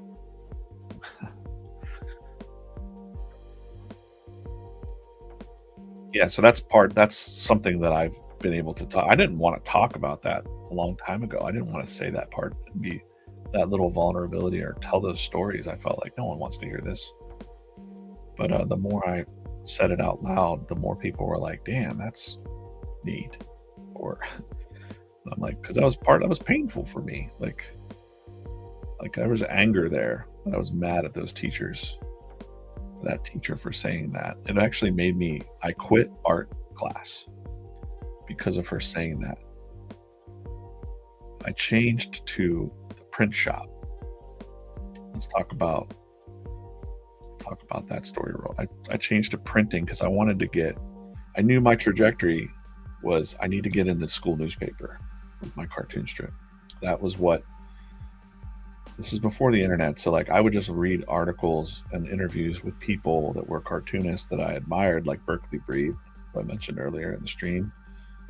And the path, I would look at their path and go like, how did they make it? What did they do? And I should do that. And they all had a universal thing in mind, which was they were in their high school and college newspapers. They had a comic strip in their high school and college newspaper. But that year in high school, there was already a senior in high school that was in the newspaper with a pretty good cartoon strip. Can't remember his name. But he had a lock on that. They weren't letting anybody else have that space in the school newspaper. But the next year, so moving to that print shop class, he was the journalism teacher too. So I learned a bit about journalism, and that was super fascinating to me. Just storytelling, like factual, you know, real news, like reporting on real facts of things, and investigative journalism, and storytelling. And I'm like, that's cool. There's artists that do that too, that do comics like that. Um, and so just by that domino effect of that teacher saying that, I gotta move this trophy over a little bit. A little bit. But the domino effect of that, I was mad at that lady for years, Mrs. Wolf. I was like, fuck that lady. But the domino effect, I think about it as an adult. I'm like, wait a minute. If it hadn't been for that, I never would have went to print shop class and met Mr. Andrade. And Mr. Andrade was like, he actually knew a classic cartoonist named Milton Caniff, who lived in Palm Springs and had just passed away in the 90s. I think it was in the 90s, yeah. And Milton Caniff drew Terry and the Pirates and Steve Canyon and all that. And so when you're a kid, you just don't realize this stuff. It's so painful to think about wasted things you did when you were a kid. But anyways, he brought in originals he had from Milton Caniff, and they were giant. And I would tell people all the time, like, I once saw original comic strips that were giant, like they drew them big. And I was a punk, I didn't even really respect what I was looking at the time. But he brought those in one day with another fella that had a bunch of originals and showed us all like the printing technique for printing comic books. I learned all that in print shop. So, and then I got my comic strip in the school newspaper. And like going full circle, I'll show you real quick. On Sunday, I was at the Billy Ireland Museum looking at original Calvin and Hobbes artwork. There's me with Garfield. People leave little treats in Garfield's lap, by the way, which was kind of fun. And I got to see Terry and the Pirates original. See how big he drew it. And it was just like, wow, this is like, life is crazy. But those little things that made me mad kind of drove me a little bit into the right direction. It doesn't feel like it at the time, You'll never know how things turned out one way or the other, but I never would have been here had not those experiences happened. So that's the silver lining, I guess, for that story. Interesting.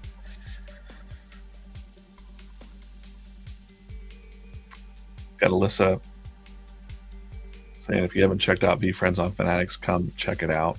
Totally worth it. I think, let me look here real quick on the calendar. It is Wednesday. There is no VeeFriends. There's no Fanatics Live on the calendar today, but they do have the 555 community chat on X Twitter tonight at 555. So Jeremy's on with that. Check that out. Go in there, say nice things about the comics. If you're just joining and you're new to VeeFriends, I'm drawing the comic strip right now, an upcoming comic strip. This one's called Losers Club. There's a pile of 8th place trophies. It's 10:10. I've been up at this since 8:30, but I'm just going to keep going for a little bit because I don't see anybody else pushing me out of the channels. Let me check and make sure. The team isn't like throwing up a red flag at me or saying anything. Um, oh yeah, I just saw the note from. I gotta put my theater mode on my watch because you see my upcoming meetings. At least it's not saying like what my watch is. Thanks, Tyler. You told me that at 9:30. I should check the chat. No one knows what CCC merchandising means.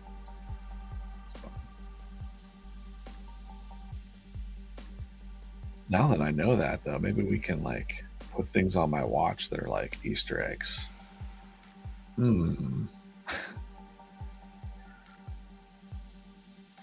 Like I'll make a meeting that says like top secret meeting with Gary. Is there a weekly schedule? I guess there is. I'll show you that real quick. For this week, I am live Friday. I'll be back 8:30 a.m. All channels just like this. Probably be a different comic, different thing happening every time. And then on Mondays, it's TikTok only. I'm trying to drive some, interest on TikTok as well. So kind of the same thing, but only this view on the left. And then I do a drawing club at night this week on my channel. Plug for myself. I do a live half an hour drawing stream for my artist community that I run. It's kind of like support for artists.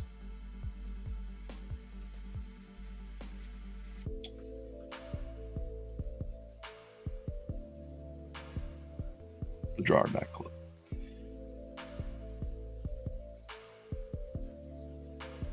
Yeah, so I've got that cartoon tunnel vision, that's for sure. I've got that. It served me well, and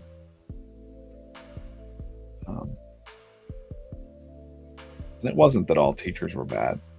I was telling Rob, I don't even know how I survived math class in high school because I don't remember. I hated math. I'm pretty good at math now because after having like jobs where I just needed to be quick with some math and measurements, for comics and printing, and the applied learning was what I was good at. Like if I could actually use it, then I would learn it. But I had a math teacher that Mr. Nagy, rest in peace, Mr. Nagy, and he was a cool dude. Other kids kind of hated him because he was kind of a smart ass, but I vibed with that guy. Like I would show up to that class with Bristol board in my hand. Man, that's a really bad line.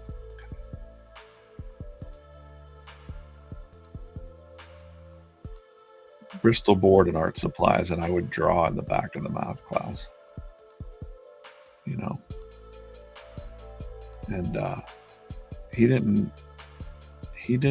And he must have just passed me on. I don't even remember taking math test in that class. But he must have passed me just because he knew, like, so the thing about Mr. Nagy as a teacher was there's those teachers that just kind of know, like, this kid's going to be all right. This kid's going to be all right.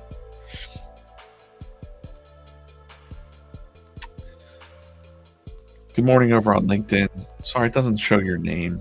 It just says LinkedIn user on my chat, which is super annoying. So sorry about that. Thanks for watching over on LinkedIn too. Appreciate you listening in, watching. I'm getting a little bit of a new strip done here.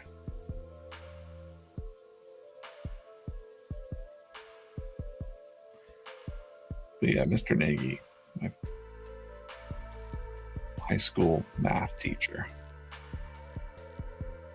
I think he did kind of quiz me on measurements of like 11 by 17. Like, how would you cut that into this and that and this? And like, what if you had to do a double page spread? And like, he was just playing along.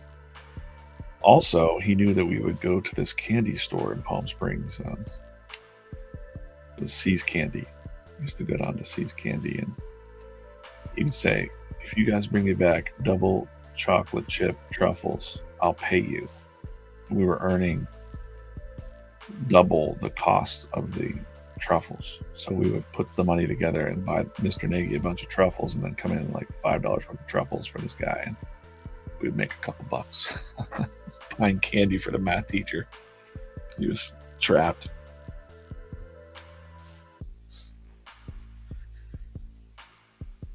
He looked like he hated his job, though. He was one of the only teachers that wore a tie. He was very old school. So I think like a lot of kids made fun of him and stuff like that. Everyone dreaded his class except for me. I was like, oh, that's good. He's gonna let me do my thing back here.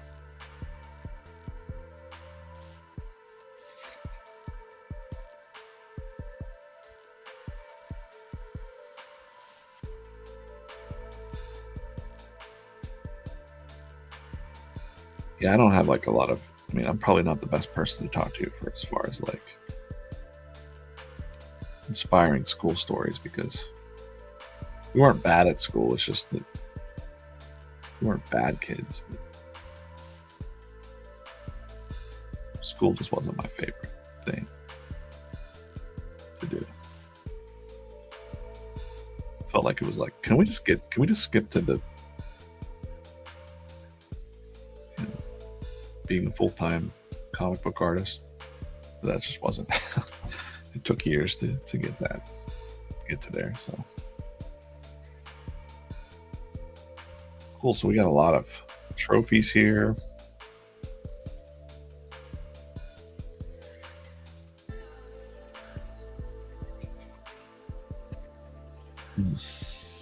All right. Coffee's about halfway done.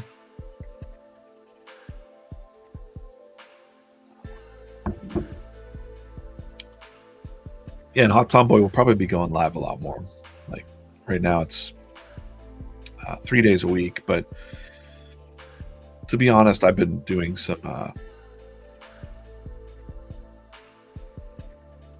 secret streams. They're not really secret. They're just not on the VeeFriends channels because we have other things going on the channels, and we have the card stream sometimes, and I don't want to hog the channel. But for us, this is all about, discovery too. So if you're out there and you're a fan of VeeFriends already, be sure you share the streams with people, or just say like, this is cool. Like it's a way for us to get more people into the brand,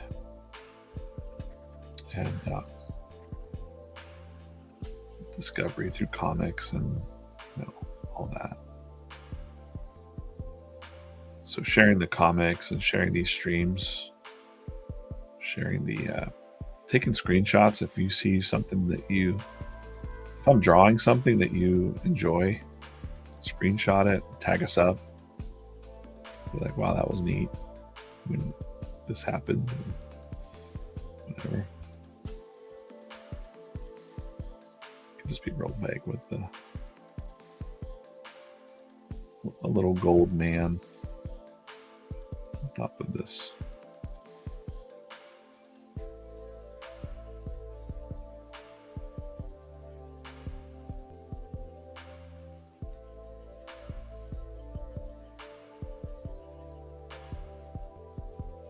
Runner-up trophy.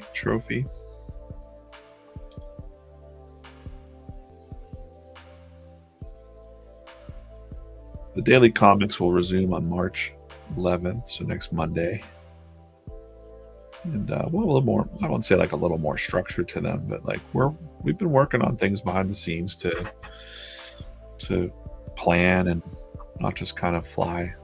We've just been flying since January 1st, just pumping them out. So we're going to put like more of there's a plan behind them. And working with the social team and the bigger VeeFriends team here.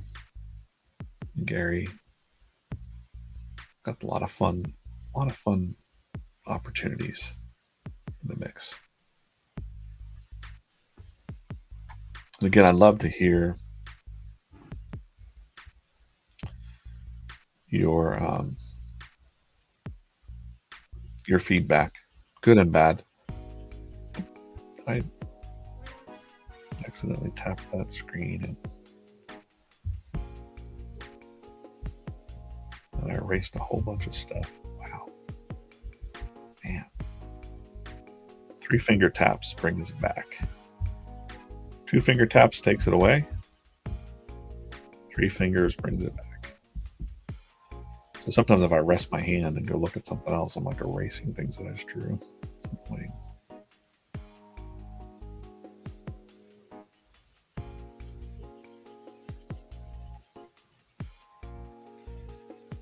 So yeah, if you have a favorite VeeFriend, let me know what it is and why. That's kind of an ongoing thing. Which VeeFriend are you vibing with? What do you want to see more of? Austin's favorite is Chill Chinchilla because he reminds me of myself. That's awesome, Austin. I'm glad that you are chill. Talk a little bit more about the characters there. Like if you bring up a character, I can kind of tell you what I know or don't know so far. Oh, that's Susan.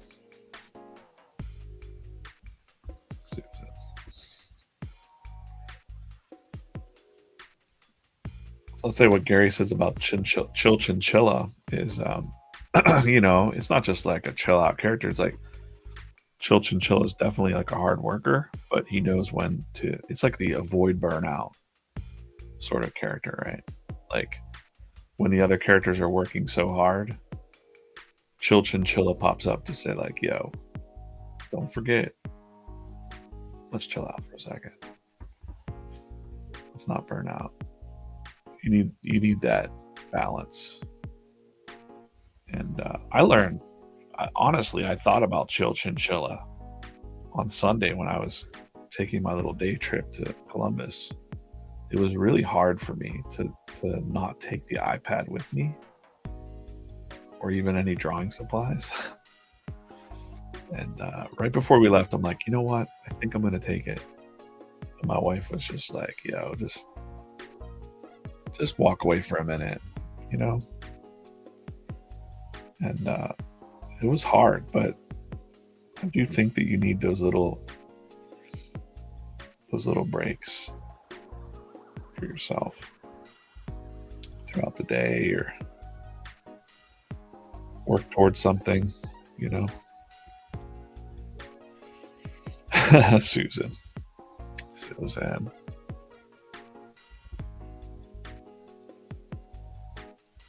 All right. Thanks for watching and chilling out this morning. What's everybody doing? What's everybody up to? What are you doing right now? Let's do a little survey. If you're listening to me and you can hear me, what are you doing right now? Like, are you at work? Because I'm curious to know like why people tune in, where you're tuning in from. Maybe you're on the toilet. I don't know. You don't have to say that, but please don't say that. But are you working? Are you chilling at home? I've seen a lot of, so far it's been people working. Corso's at work. I'm on one of his monitors.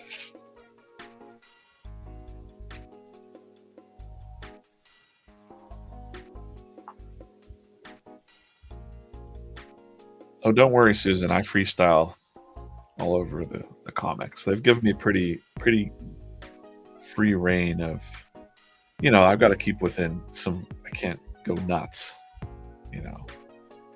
But we've got Gary's concepts and the team's concepts and the VeeFriends character Bible development, stuff like that I stay within. But we can, wow, 614 watching right now. I'm just gonna keep going because we're got a lot watching right now. I'm not doing anything else but drawing comics here, so.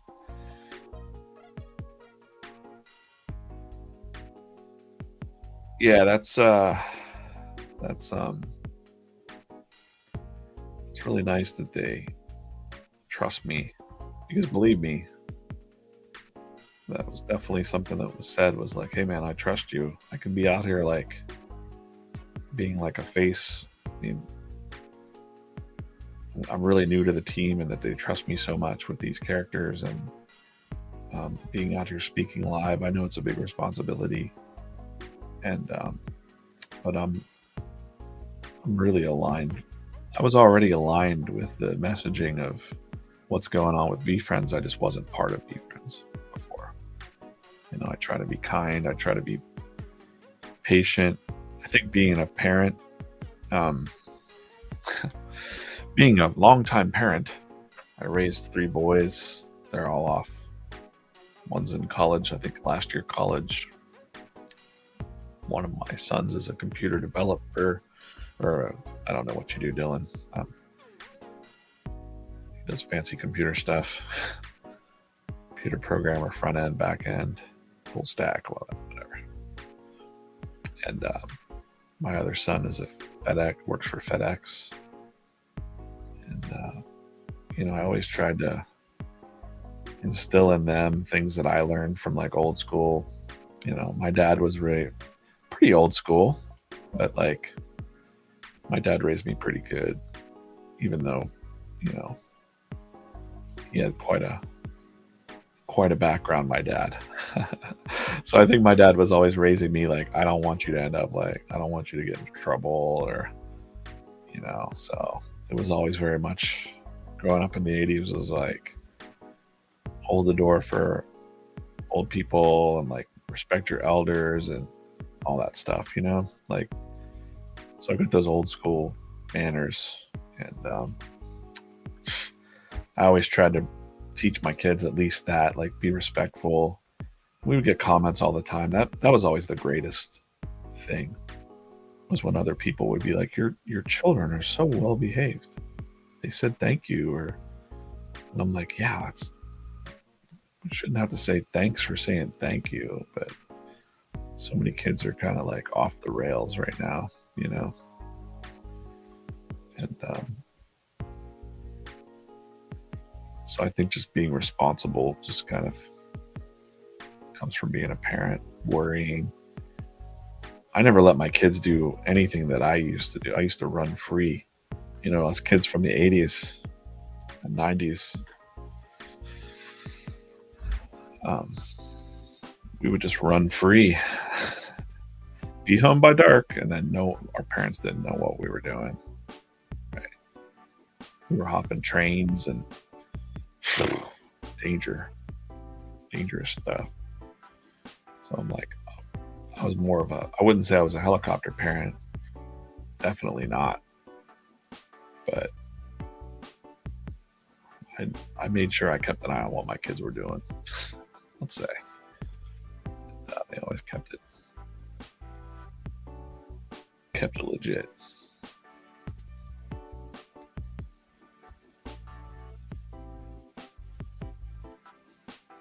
The other day, whenever Facebook and Instagram went down for like a second, I didn't even know it was gone, which felt nice.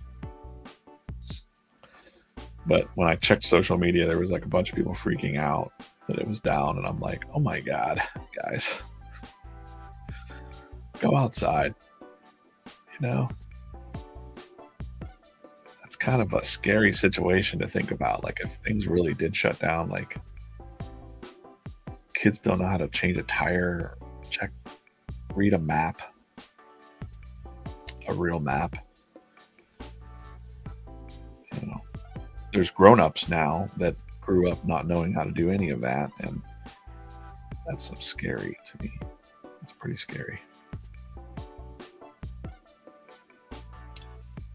Like, did you know? Here's a fun fact. Did you know that highways that run this way across the country, horizontally, east to west, are always like even numbers, and ones that go this way, north and south, are odd numbers. So when I was in Columbus, you go 70 west, but then when you get out there, you're like 71 north or 71 south. So that's how you know if you're like in the middle of nowhere, guys, and you're stuck and like the grid falls and like you don't know what to do. Just find a road and be like, all right, cool, that's west, or that's 70. Okay. Or you'll see a route like I'm on 819. That's an odd, I'm going somehow north or south on a map. You'll get to where you're going sooner or later. You'll find your way home. You get to the, oh, I'm on the East Coast because I'm at the ocean now.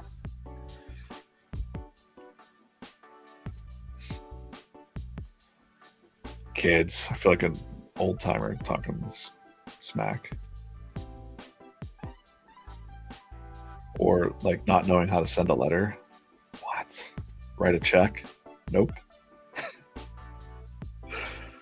Like, how did I get these analog skills, guys? Like, I don't know, like Rocky asked me for my P.O. box, or I have a P.O. box for some mail. And honestly, I only buy the P.O. box in town. I don't get a whole lot of mail there. I only got it because it's box 13 and that's my favorite number. And I just wanted to own the P.O. box in town.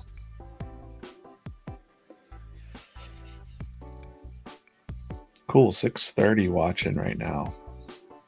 Thanks, guys. That's a record, I think, for the drawing stream. So let me know why you're watching. Are you just chilling out? Is it relaxing? Like, what is it? What is it about the streams that you enjoy? Me yammering? I don't know. You know, watching this come together. Let's start. Let's go back and let's just see a little time lapse. I'll go to iPad only real quick. Or maybe not. Maybe.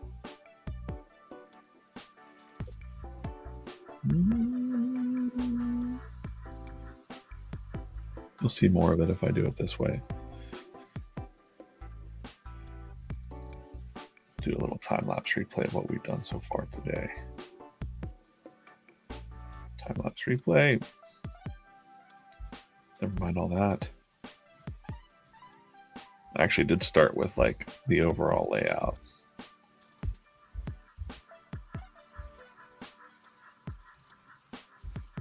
And we started to fill up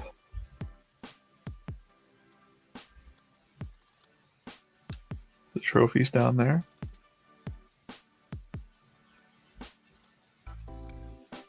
Right. Kid's face.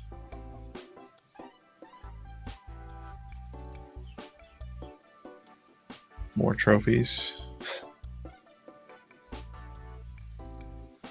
A giant pile of participation trophies.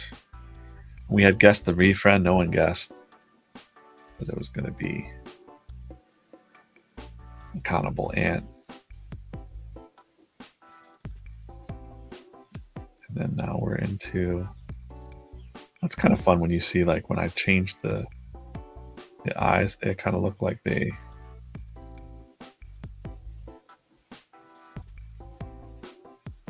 animate a little bit. It's fun to play with. What? Yeah. Cool. You did it.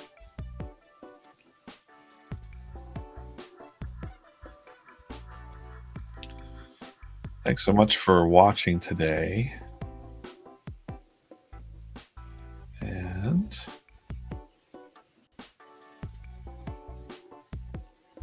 that's where we're at on this one so far on this guy. Let's see how many hours we got on this so far. I don't want to export that. I want to do this. Canvas. Canvas tracks my time.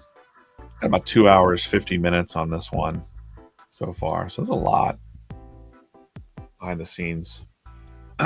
Doing some like sketching on this one.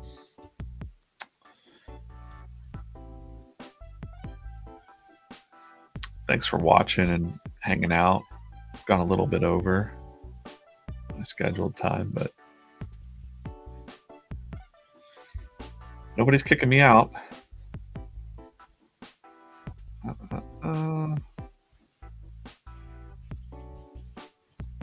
Skeptical Human is on Route 70 East right now in Columbus. Hey, if you're in Columbus, stop by Everbowl in Columbus, Ohio. That's where I got my Falcon token.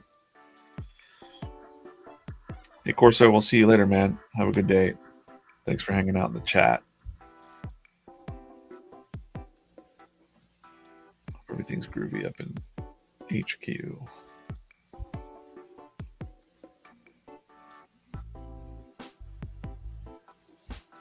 Gonna work for a little bit longer here.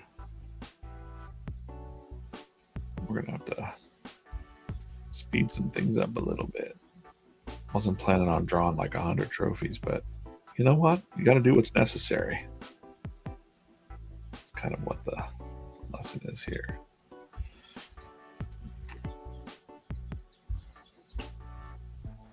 Got 650 people watching right now. That's pretty awesome, guys. Thank you.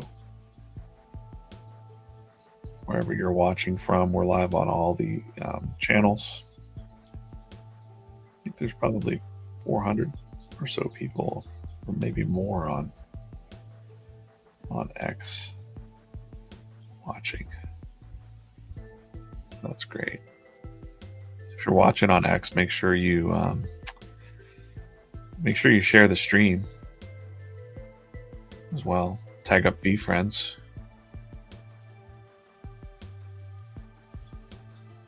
Over there.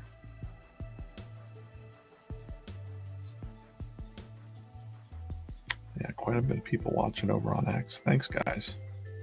Appreciate that. That's great.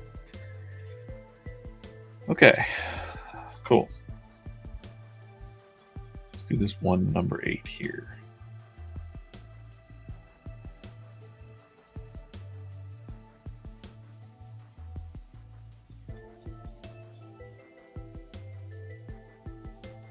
If you're just joining, hey Dylan, just joined over on TikTok. Thanks for popping by, must have stopped the scroll and checking in on our comics here at VeeFriends.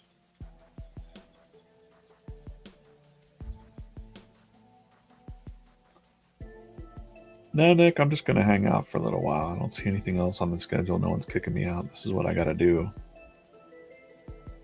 all day, so put a little bit more work into this one live and then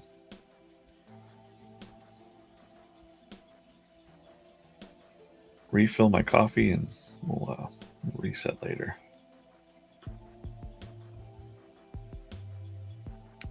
Rocky in the chat, how are you?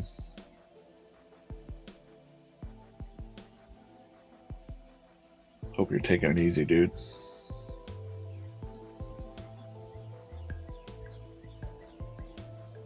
As easy as you can.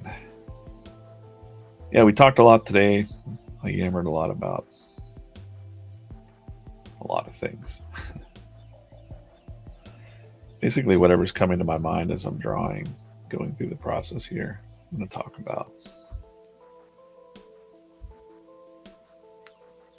Tweeter the comic strip over there on YouTube. He's been making it into the other streams too. He's been testing out some of his streaming. I'm kind of trying to inspire my other artist friends to do more streaming for themselves. Not just because of discoverability of their artwork, but I think it's good for yourself. Like I said, to learn how to tell your story. Who are you?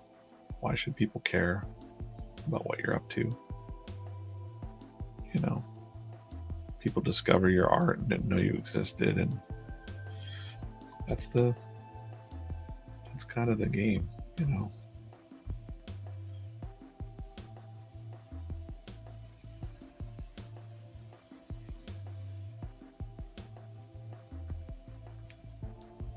Right.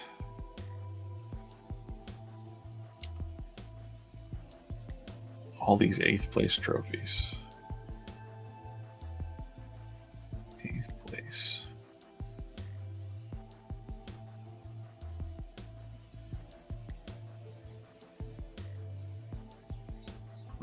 I'm gonna redo that one. Got a little janky.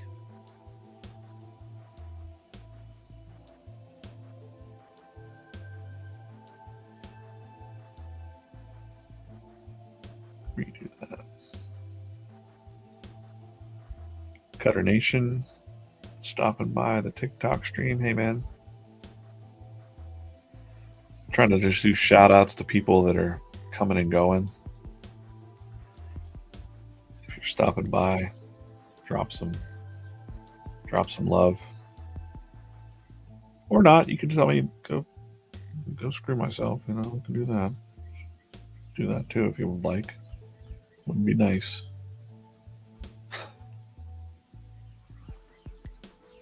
I'm drawing comic strips live here. This is a big panel. You know, I wasn't really expecting to be drawing all these this morning, to be honest with you, but we got to do what the work suggests that we do. So fill that all in. It's going to be an epic panel, something that you could print out, post up for yourself.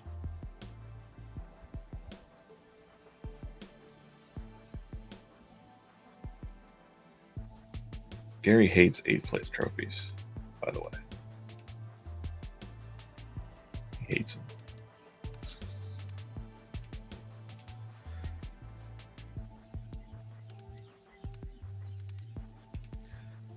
I really enjoyed Gary doing the trivia thing out in Vegas. That's the kind of energy you got to bring to a trivia match.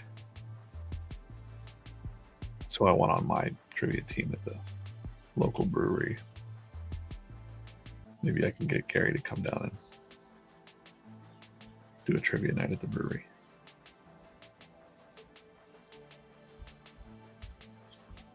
I like that. Something's going on with my brush there. Let me fix that. It's so small. No one will zoom in this close, but you never know. You never know.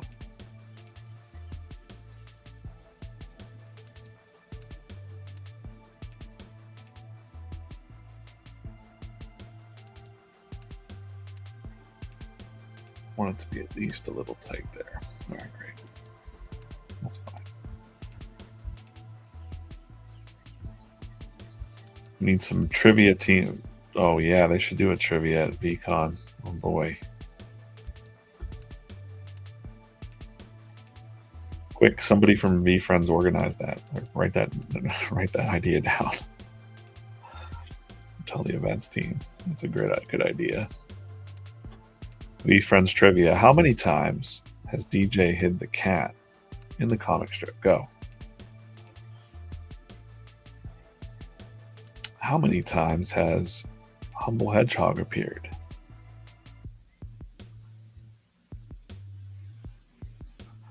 What is on the cup that Alert Ape is drinking from?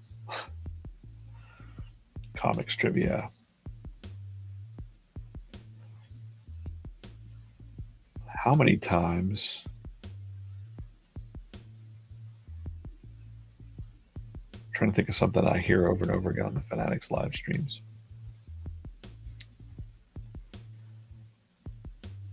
How many times have you heard you've got a banger?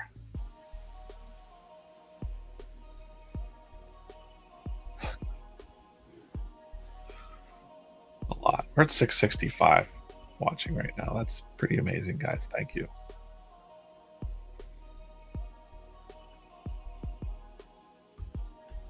Thanks for watching.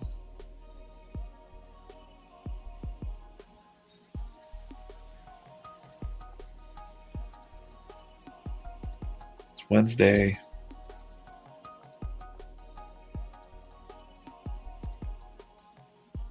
$11 is my breaking the fast time. I've been doing some 15 to 18-hour fasts for a couple weeks. Just getting a little healthier. So I probably will break at 11, I think, 11 EST. And then, if you know where to find me, you can find the secret streams later, maybe. Maybe. I have not tried 24-hour fasts yet, but I think I probably could. I got to 18 hours and I just was accidentally like, oops, I forgot to eat. All right, let's go. But yeah, my wife just decided to start doing it one day about February 20th, I think. She's like, hey, I downloaded this app. Let's do this thing. And I'm like, all right, let's go. Let's do it. And then I stopped eating junk. We eat pretty clean. She's been making some awesome salads, and if it weren't for her, I'd just be like, all right, I have my overnight oats. Dinner to next dinner. Yeah, we're doing 7 p.m. to 11 a.m. But sometimes it just ends up being that I don't eat until, noon or a little after.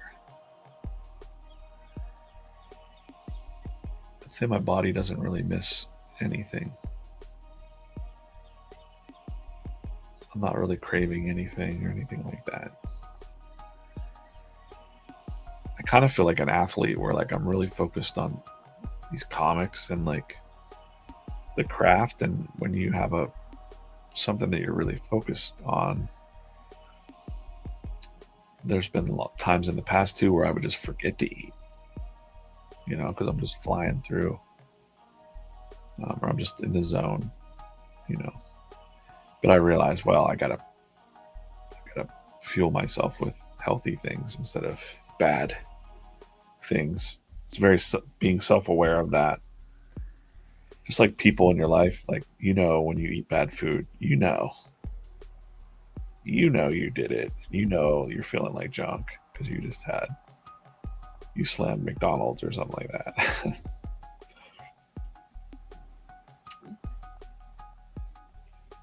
That's what did it. And you're like, I gotta stop doing that. And then you just don't. You just keep doing your habit.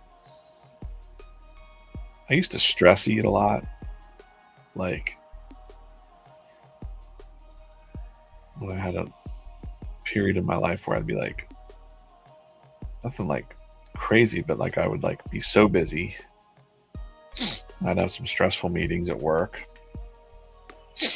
And then on lunch break, I would just get in the car and drive and go to like a drive-through and just have McDonald's and sit there and just, like rewarding myself for putting up with BS meetings or something. And I'm like, but then after that, I would just feel congested and I would just feel like, I'm like, man, I think it was like the French fries, you almost made it. So my inner voice would say like, dude, you gotta cut this out. And I just took a while to listen. So yeah, same thing with cutting out bad friends, bad circles of friends.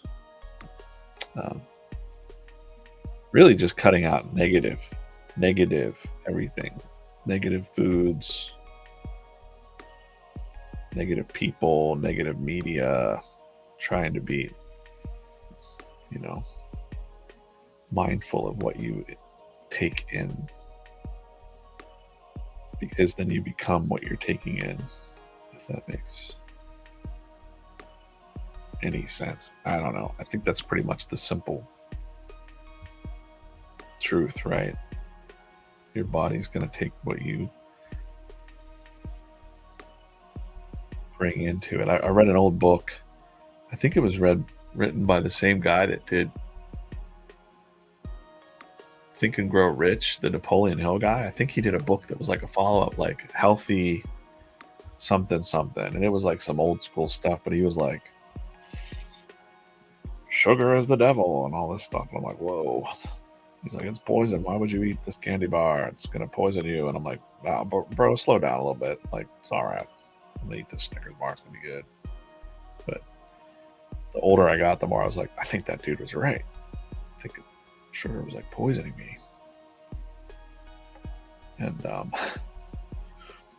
his book would say things like, I gotta find that one because it was written really strangely. Like, there's like old school language in it. You know, like it's hard to read. It's like you gotta really focus and follow what he's saying. But he was like, only eat when you're hungry. Think of a farmer. You know, the farmer's getting up in the morning and he's having a good breakfast and healthy, you know, he's having fat and protein and da da da da da. And then he's working a full day and, you know, he's not eating a candy bar and having a milkshake.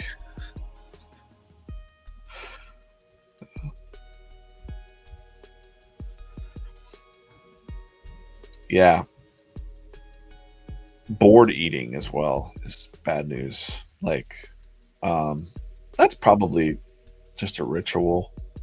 So I have noticed that in the first week or so of doing the fast thing, we're using an app called Simple. The first week or so of sitting down at night and even just, I'll still draw at night too.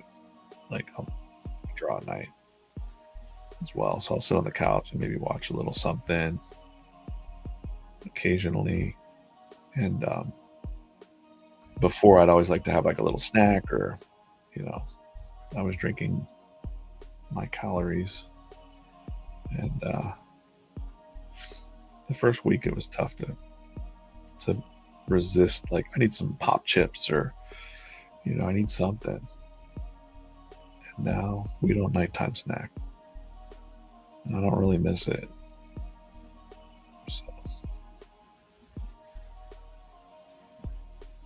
it's been a good routine. I've seen some results. I don't talk about it much. I think this is the most I've ever talked about it. I don't post. I used to post on social media when I was doing it, like, look, I lost this weight or whatever, because like I didn't want to gain it all back and then feel like junk. What do we got? Cool, that's looking pretty good. Got 689 people watching right now. And I'll be honest, that makes me not want to quit the stream. It makes me just want to keep going. That's great. If you're new to VeeFriends and you're watching, welcome. I'm drawing the comic strip for VeeFriends. It is a daily comic strip. Daily will return on Monday, March 11th. We'll have a little bit of insightful insightful Irish Terrier happening that week. So tune in for that.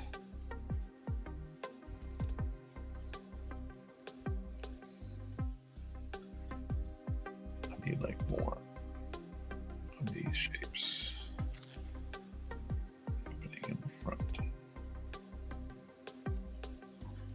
Second, I'll look at my other document here.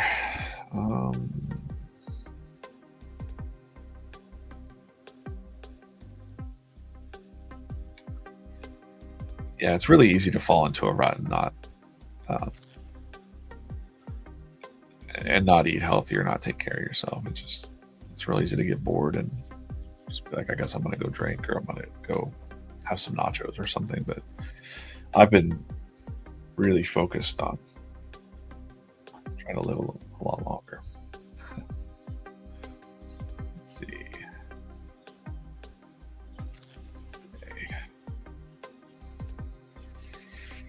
Okay, I'm just checking, making sure I don't have any messages, and I'm just going to keep going here for a little bit. 5 more minutes or so.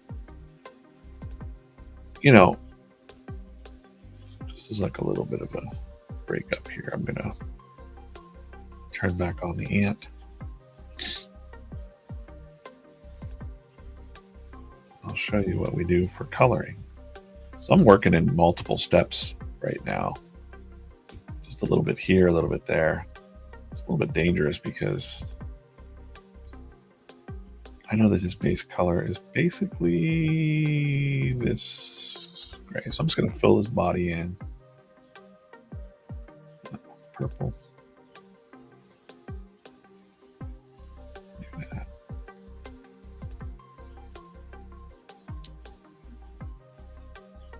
that. Cutter Nation is back, popping in and out.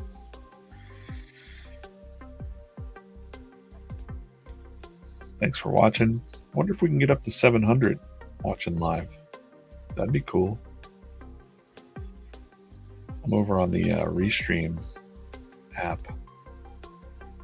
that we use to broadcast out into the different channels, and I'm sure the majority of people are over on X, but appreciate wherever you're watching, whatever you're doing today. I hope you're having a good day, and hope you do a little bit of something for yourself. For me, I like to draw, so this is the perfect job for me. I enjoy all of this, but I also draw other things for myself, just little doodles, and we do a drawing club at night to help my artist friends. And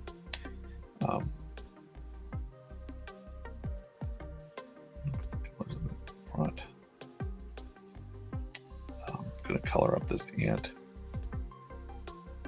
accountable ant here. But I always say, and I'm going to say it, whatever you do out there, if you can do it first thing in the morning, whether it's like the gym or shooting some hoops or playing a little tune on your guitar or drawing a little doodle for 10 minutes, it really just sets your tone for your day, I think. On mornings when I don't get to sketch or draw, I would feel pretty miserable if I was just jumping right into meetings. So, now my job is drawing all day, which is great as well. But I still get up at 5 in the morning, do a little routine around my house and walk the dog and exercise a little bit and sit down, read a little. I got some time for myself in the morning. I really like it. Morning time is like the magic time. It's not that I don't like other people, but man, it's nice to walk around my neighborhood and there's like no one out. I don't have to dodge dogs or anything like that. It's very nice. Good morning, Deacon, over on X. You're doing well. Oh, look, we're at 7:09 watching right now. I'm never going to end this stream, guys. I'm just going to keep drawing until there's like only 3 people watching. No, I'm definitely going to take a break here shortly. As soon as this ant's done coloring, then I'm going to take a break. So I do the coloring. I usually isolate that little layer that I was on. If it'll let me. Oh, swipe right on that layer, and it isolates it so that I can just go like this over everything, really, without going outside the lines. So I can get this body. What else? He's got the white head, white middle. His arms are that color, so we'll just go ahead and grab the white.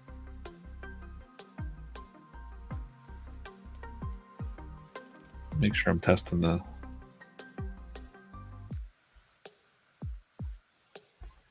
delete that layer. Put a new background layer back there. This is how we know that I'm not messing up the colors.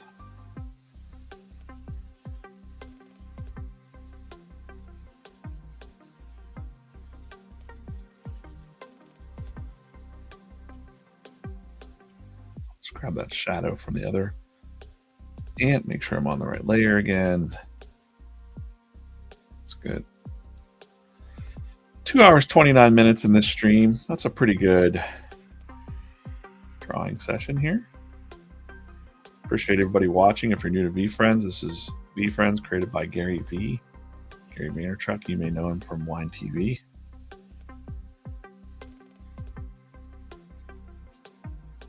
Or perhaps his dad's liquor store. You may know Gary V from that. Or perhaps you've seen him at a yard sale, haggling with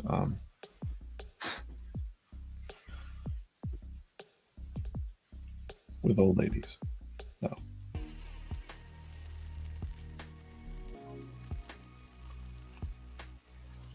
of course, Gary's an icon of the business world, I think, entrepreneur. And this is VeeFriends. Gary hand drew all the original characters, version 1s.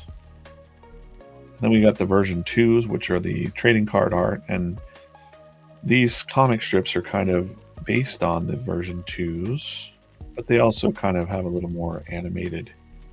You know, they've given me the freedom to, you know, add my own little style to it. But I really try to keep true to the version 2s as much as I can when it makes sense, because some of the designs honestly are a little weird, to be honest.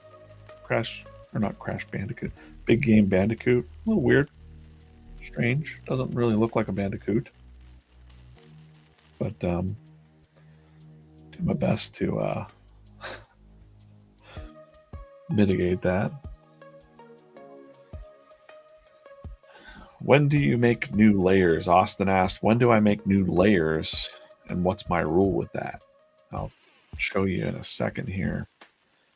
Each comic has basically a pencil layer, a couple pencil layers, roughs, pencils, inks, and then there's 2 coloring layers. There's a background coloring like this gray here, and there's a character color layer. And like that would be the background color layer right there that I'm turning off and on. We've got the inks up here.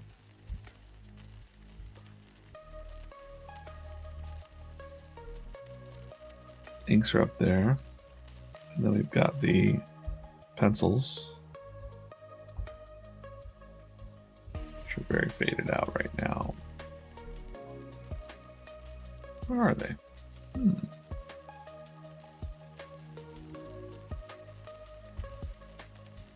the roughs. So yeah, I mean, for this demonstration here, I'm just kind of showing.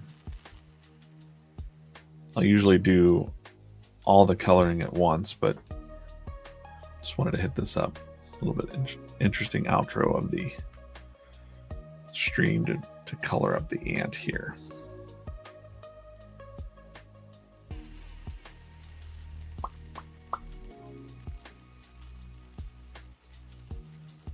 I think he's on my hat. I wasn't sure either. This is a countable ant,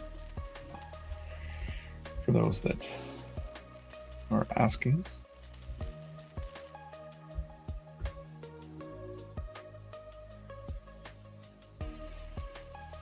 And this strip is about losing.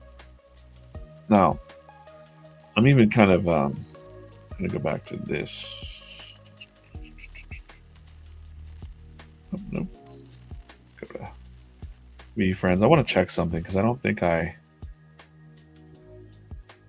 going to check into the comic real quick. Grab the wrong one without the eye color. So I'm going to go back to the strip with countable ant and that. And ant has brown eyes. So I'm just going to select this brown from there. We'll go back. See, you know, I got to stick to the plan. It's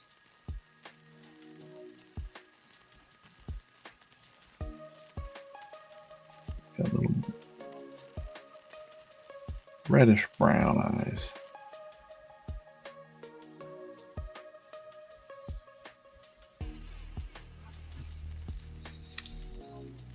kind of hard to see that undershadow that I'm doing there, but it's definitely there. Definitely there. You'll hit a little highlight on top where the light's coming. You know, obviously the light's coming from the top down. So I want to see a little highlight on those arms. I like to make the characters look a little more animated. That cell shading kind of look. And then I like the backgrounds to look painted if I can. Sometimes like more texture, rough looking shapes. Cool. And of course he's really small. He's going to be very small on top of this pile of trophies that's going to get even bigger. I'm going to draw more trophies in here. And that's going to be it for this stream, guys. 725 watching right now. I've been at it for 236. I'm going to go refill my coffee, and thanks for watching. I will be back here at, let's go to the schedule, Friday the 8th, 8:30, all channels. Be right here. Set it in your calendar. Good way to start your day. And hope to see you back here real soon. Thanks for watching. Appreciate you. VeeFriend community, if you're new, well then just jump in, search VeeFriends, and we'll see you real soon, guys. Thank you so much for watching today. This has been Comics and Coffee.